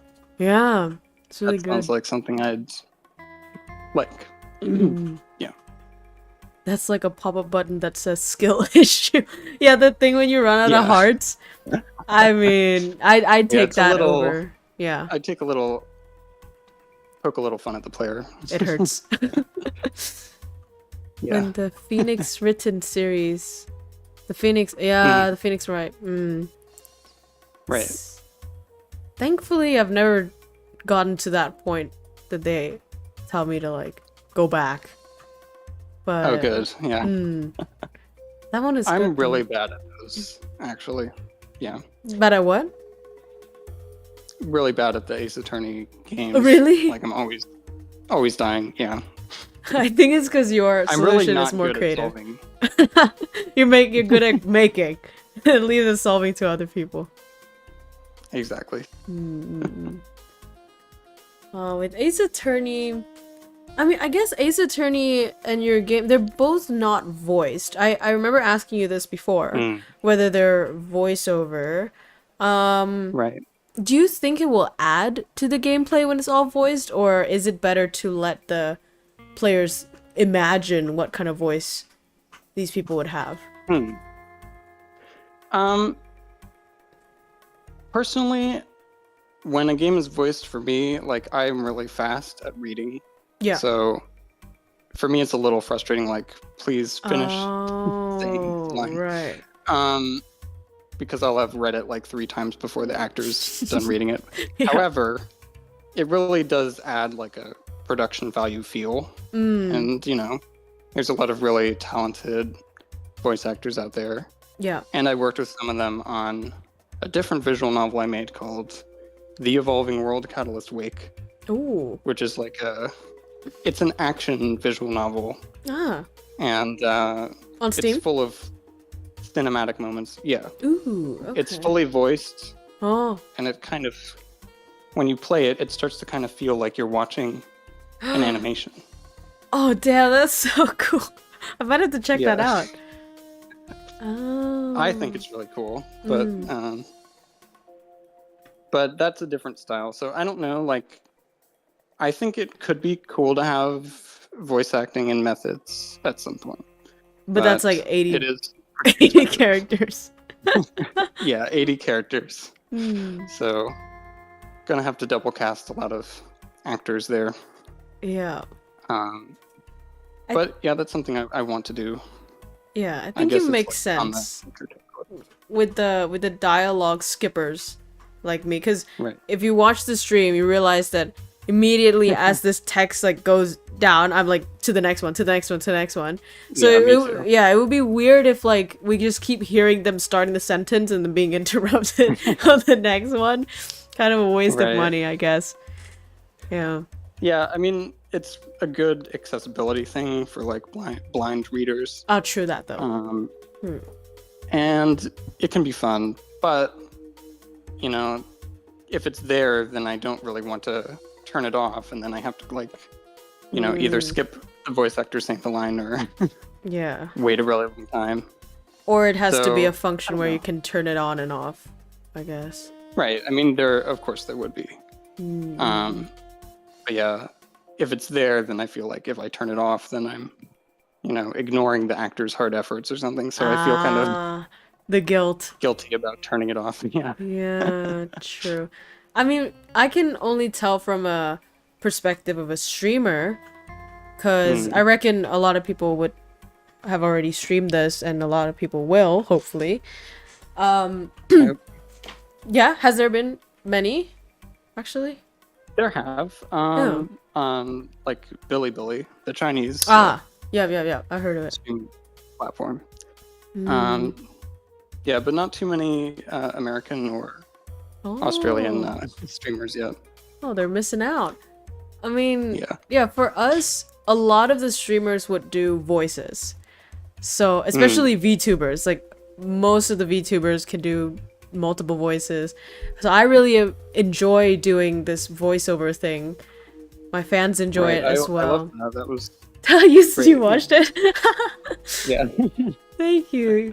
Yeah, but yeah, I guess different players would enjoy different things, I guess. Stefka's asking, Right. wondering what Locked On's opinion is on Danganronpa. Yeah, when you said anime and mystery and all that, I was like immediately thinking of that one. Have you played those games? Oh yeah. Oh. Right, Yeah, right. I'm a pretty big fan of Danganronpa.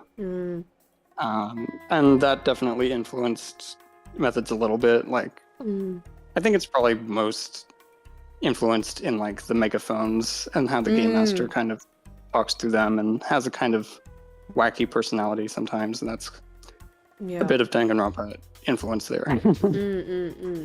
But yeah, I think those games are really great in terms of like creating an atmosphere and tone that really immerses you in like the world and everything, and like the art style is so unique, and that was true.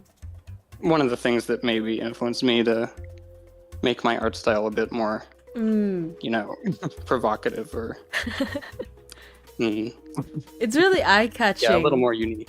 Yeah. A viewer said it reminded them of Gorillaz, like the bands. Yeah. Yeah. I've gotten that before. Yeah, I think that art style's pretty awesome. So, yeah, sharp angles. True that. But with the 3D background, I think I skipped through this question before. But somebody asked, was it sort of like a deliberate choice in terms of aesthetics to have the character be 2D and then the background be 3D, or is it just something like convenient so that you did it? It is a deliberate aesthetic Ah. that I've done in basically every single game I've ever made has had 2D characters on 3D backgrounds. Oh, it makes them pop? Is that why? Yeah, like it's a really easy way to make your character stand out against the background, which can be an issue sometimes. But also, like, I am way better at modeling backgrounds than I am at drawing them. Like, I would not want to draw a background. Oh, Like, it's so tedious, in my opinion. to get it so- right? Yeah, like getting all the perspective right for True. one thing, but Sure. like, yeah, you have to be able to draw so many different kinds of art objects and things. Like, I really admire environment artists who are able to do that and like light it in an attractive way too. Like, you know, But you can it 3D takes a lot of model. skill. I mean, that's Right. that's difficult for other people. They're just like, I'm just gonna draw it. But oh, this is great to be multi-talented. Somebody's asking, I wonder, have you ever played Omori? Omori is more like a horror game than a puzzle game, I would assume. I haven't played Omori, but I know about it. Yeah. Would you be making horror games? Is that something you want to do, or is it only mystery? Because I feel like horror is completely Yeah. different. I'm interested in a lot of different genres, and it has crossed my mind to make a horror type game at some point, for sure. No promises I And there play might it be a though. little I'm bit of scared. horror in the prequel game. Ah, So watch out for that. is that a hint? Oh shit! It gets a little scary. Oh no! Oh no! Man, I'm a sucker with horror games. It depends. Like the FNAF games, I feel some parts of the FNAF, it gets technical. So at Right. first it scares you, but then it makes you do these tedious tasks that if you don't do it right, it resets the thing and you gotta get scared again. And then eventually you sort of don't get scared anymore. So I'm not sure what you're gonna Right. do for your game, but I hope it's successful. Thank you. Well, I would probably build it around atmosphere rather than jump scares. Yeah.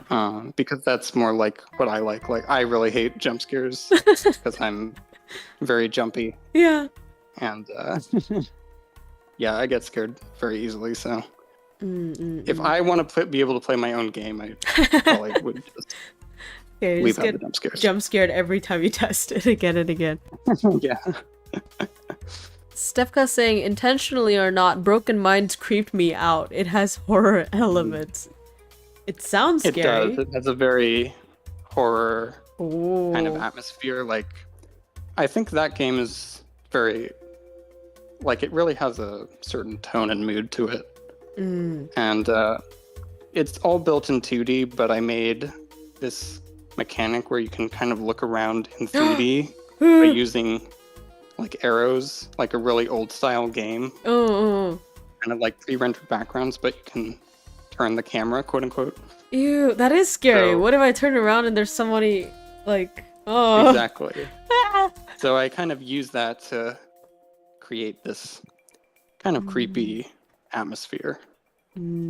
So I really like the atmosphere I was able to do in that game. Oh, okay, so I just searched it up. Mm. Psychopath. What is this? This is scary. Yeah, but oh my god, this Japanese style room is the bane of my existence. That looks terrifying.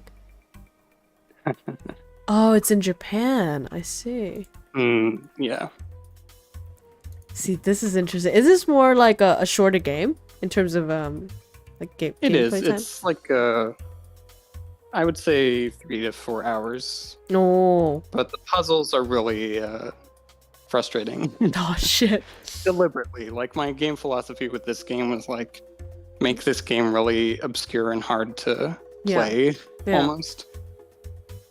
Because I wanted it to feel kind of like arcane, like this game you stumbled across at 2 a.m. and like try Yeah. to figure it out. So I made it kind of hard to play, which made it less accessible, and that's probably why it didn't really get noticed as much. But Oh, I hope I it think will it's after really this. cool. Yeah, I hope so too.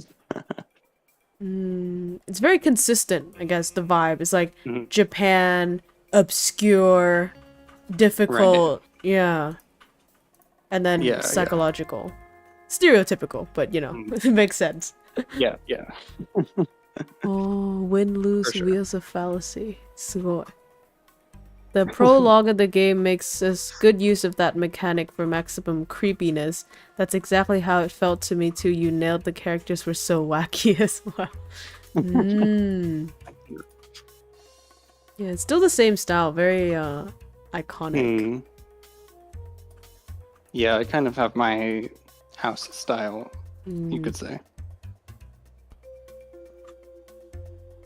Man, I'm just so interested. I'm just looking through your games now. Oh, you have many games actually. It's not just is it Yeah. 4? The Evolving World. Oh, this one looks different. The Yeah, it's Evolving really World. different. Oh. That one I used 3D models as like my base, but then I basically traced them to create the scenes so that they would be more consistent. And the characters wear masks, so Yeah. it's a little easier to get away with like the 3D to 2D. Oh. And yeah, I do a lot of fun things with that. Oh, see, the first picture on Steam would make me feel like it's a 3D game, like a first-person shooter kind of thing, but it's a visual novel. Huh. Yeah, I Interesting. try to say like a visual novel everywhere I can, but yeah, I think I have given people the wrong impression with that, and then they like, I thought this was an action fighting game, and then they No, realize it's- they're just reading for hours. It's fun though. Look at all these good reviews. Oh yeah, I was telling my audience before the stream started because they were trying to guess like what game is it. I'm like, no, I'm not gonna have any spoilers. And then I just gave them a hint. It's like, guys, they have like over 400 very good reviews on Steam, and everybody was like, they what? Because that's massive. You don't just acquire 91% very good reviews just like that. I know it's maybe even higher than the game deserves, but No, I'm very grateful. No, I think it shows for sure. Hmm. And most of these people are from Yeah, I think Chinese people market. can tell I. Yeah. Oh yeah, yeah. Oh. I think people tell that I really try my best, and I really care about what I'm making, and Yeah. even if it has like rough edges, they can see the passion that went into it, and yeah, so they give me a little bit of slack there. No, definitely, But yeah. definitely after this stream, they'll understand much more the things that you go through to make these. Yeah, I mean there are people who really love methods. Like they tell me it's their favorite game, and Ooh, you know it's really wonderful to hear that. yeah, it must be so heartwarming. Yeah. One thing though, my content creator mind is going crazy. I was thinking of all these ways to, you know, promote the game. Will you have like Methods merch, perhaps? Yes. Definitely. Oh, when is it coming out? I'm excited.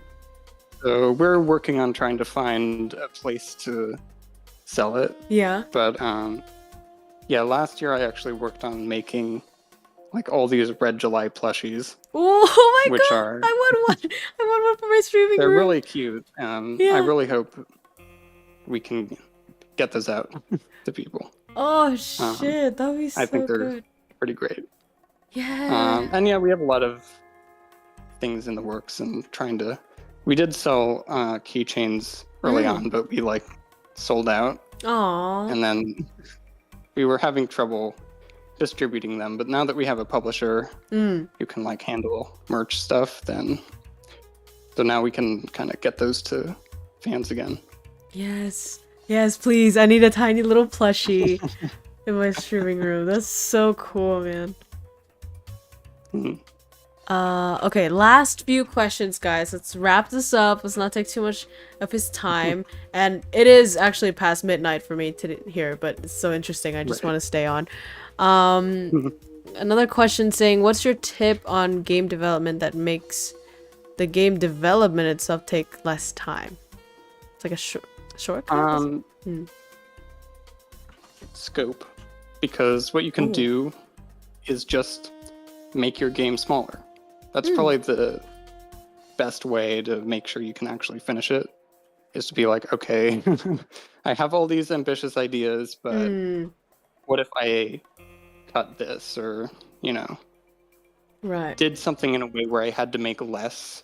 Like, for example, in most mystery games, you have a whole evidence list where you can like see all the different evidence with like special icons and stuff. And that's really cool.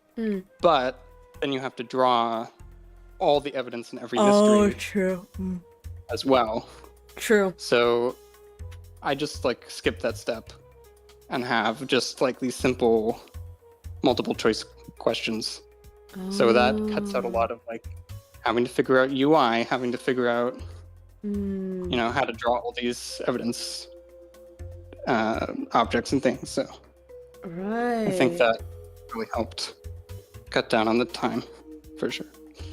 I didn't even think about that. I didn't notice that each of the, like, for example, in the special abilities, you have to zoom into the parts of the cups and the keys and all that. Oh, interesting. Right. It's great for voice acting practice. Yeah, these types of games, bro, there's 80 characters. If you can voice act 80 people, like, great. You made it. Yeah. Someone told me they did like a party with their friends when they played the game, and like everyone voiced different characters and stuff. It sounded really fun. Yeah, that's so cool. They didn't invite me, but you know. Oh, maybe. hey guys, take a hint. Come on. Was someone saying, wait, is this real or not? Did you know that Steam takes 0% cut if you generate and sell Steam keys of your games? What? That sounds like a cheating thing. I mean, I guess. I don't think you're allowed to do that. Yeah, I think that's a fine. tax evasion move I right think there. that's a little illegal Yeah. to sell, A little. sell keys on your own website. I'm not sure they'll let you get away with that. But this is the first time I've ever activated a Steam key. Actually. Oh, really? Yeah. I didn't know what to do. I was like, oh, this key, where do I put it? Wait. Right. Yeah, it's a little buried. There's some things in Steam where it's like you really have to dig to find some stuff. Wait, what? They're saying it's a feature. It's a Steam's policy. What? Interesting. Really? Guess they're pretty friendly to developments then. Interesting. Lord Gaben. Yeah, I don't know looking about out. that, but I'll have to look into it, I guess. Do you post? I think you post this game on itch.io as well. Itch.io. How do you say Yes. that? Yeah. That's right. That's where I first started posting the game, actually. Like the whole development, it was on itch, and then when it was 100 chapters complete, that's when I published it on Steam. Does it take any special, I don't know, like paperwork steps in order to publish a game on Steam? I've never really looked into it. Yes, you do have to file some tax-related documents. Oh, okay. But it's pretty simple. I mean, the main issue with Steam is just that it's still a little clunky. Like, uploading your game through a command line is not personally what I was super familiar with. So, yeah, you have to go into terminal and like type in What? run app build and like download the Steam client and stuff. That's So so it's a little nerdy. complicated. I mean, there's guides online, but yeah, you feel like a nerd when you're when you're doing that. Right. I thought it's just like drop file here. Then you just go. I wish. That's how it is on itch, Ah. and it's pretty great. But on Steam, you have to go through their command. Unless your game is under 500 megabytes, I think, and then they let you just upload it. But Interesting. yeah, The only rules they have is that you can't sell keys for cheaper than the price tag in Steam store. Huh. Hmm. I guess it makes Well, I sense. think the reason most people don't do that is probably just because you get so much visibility through Steam. Like the way Steam's algorithm works. It really does put your game in front of more people than any other platform, and it's pretty hard to like get people to go to your own personal website. What I mean, now that you say it, there's a algorithm. So it's kind of like on YouTube and streaming. So there's also an Yeah. algorithm. 100%. Yeah. So there's also like a playbook on how to, use the algorithm to get your games to be more noticed and all that. What? Oh, Yeah, there's like wow. a whole cottage industry built around how to get your game page optimized and Shit. how to work with the algorithm. There you go, guys. You learn something new every day. Jeez. Yeah. Interesting. Would there be a methods physical setting book? What is that? Somebody's asking. Like an art book. I've been kind of working on that. Dude, you Quietly. work on so many things. I would like to put that out sometime, but what I'm doing is I'm actually creating content for the Patreon, which is like going into the design of each character, and I'm kind of like just writing a post every week or so. Every week? Doing Oh that? my god. Yeah.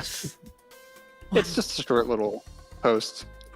And then my idea is, I'm using it as content for the Patreon right now, but in the future, I'll collect all the posts that I've made, which is going to be all the characters, right? And then Right. I put them into the art book. Hey, that's good. Two birds, one stone. Yeah, exactly. Okay. Dude must have 8 hands. I really wish I had 8 hands. I feel like everything takes way too much time.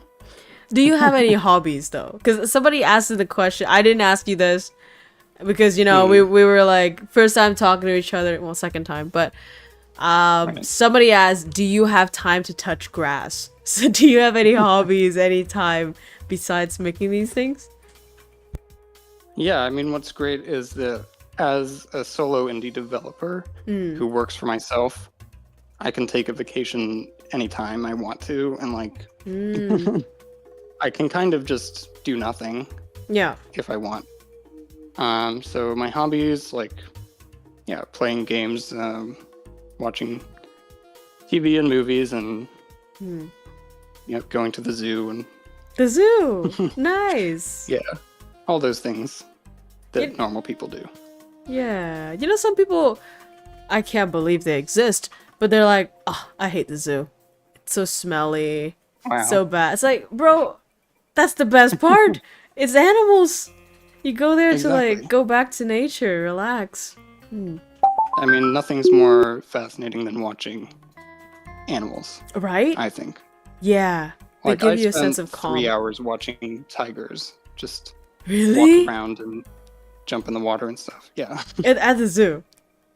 at the zoo. Yeah. Damn. Is that like therapeutic in a sense? Oh yeah, definitely. That's true. I'm think just so impressed yeah. with the massive scale of big cats.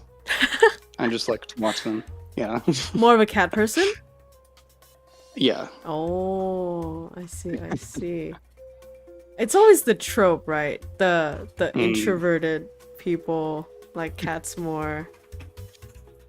Yeah, I guess I'm playing into the stereotype a little with my personal taste, but Do you people watch though? Because I reckon in order to write good characters, you have to understand other people's personality, psychology, and all that.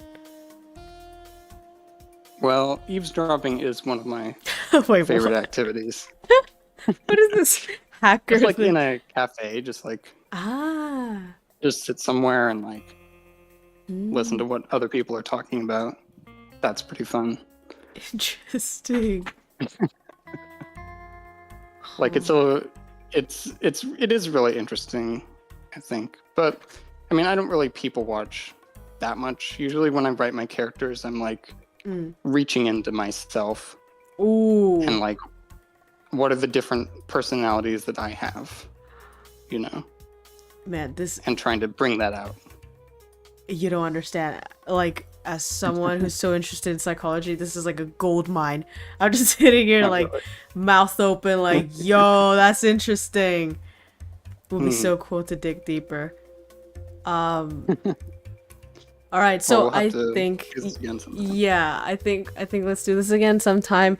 It's getting late, so do you have any messages to your fans here? I think my viewers has become your fans officially after this stream. So, any messages to people before we end this?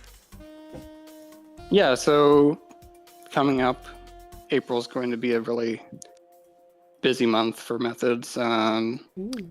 We're going to have the next mobile app release sometime then. Mobile. Yeah, so we released the first 20 chapters on mobile, and now we're releasing the second app, which will contain the next 20 chapters. Oh, so it's a separate app. Yeah, we separated the game into like 5 apps. Oh, wait, what? Why do that though?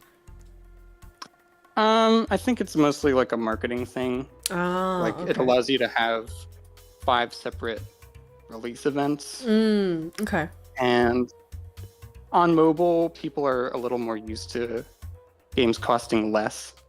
So it's like, how do you get someone to pay for a $20 game on mobile? You have to split it into 5, basically. Interesting. Okay. Yeah. So there's April. That was thinking, I think. And then the next file, I'm working on that right now. And I'm hoping that we can get that out in April as well for Canada files. Right. And then, of course, the Method's 4th anniversary is also in April. Look at that. So, yeah. Is I'm anything working going to on some happen? stuff for that.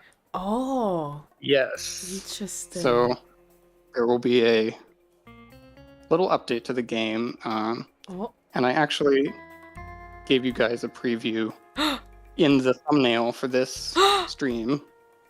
That's a new Hackett sprite, actually. What? So I'm updating Hackett's sprite a little bit. I didn't even know this. Polished. Yeah. Bro, he just gave me the image. I didn't even know. I just put it. Yo, damn. Okay, I'm part of the mystery now, and I didn't even know. Shit, that's crazy. Okay, interesting. Yeah.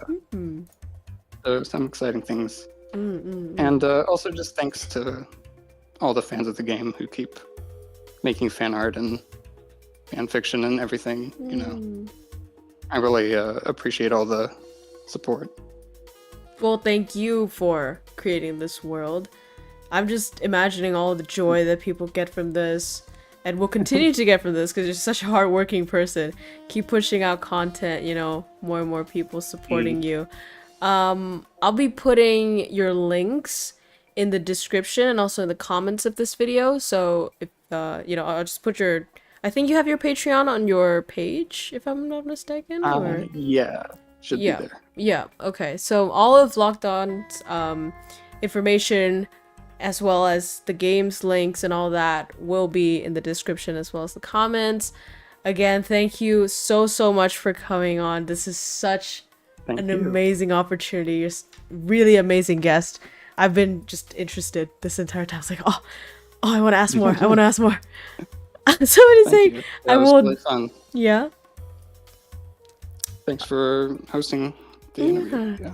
Someone's saying I will draw fan art until I die. Jesus Christ. That's the level of love that the game's getting. Wow. Yeah. Okay, so again, thank you so much everybody for watching. We hope you enjoyed this stream. Go support Locked On. I guess the easiest way to support is to buy this game. Try it out yourself. Super cool. Try to beat me, because I'm really slow at doing games. Usually I do it on stream, so you guys could clearly just finish 100 chapters really soon. Yeah, And that's it from us, guys. Thank you, Locked On. Thank you, everybody. Thanks. Right, until next time. Bye-bye. Bye.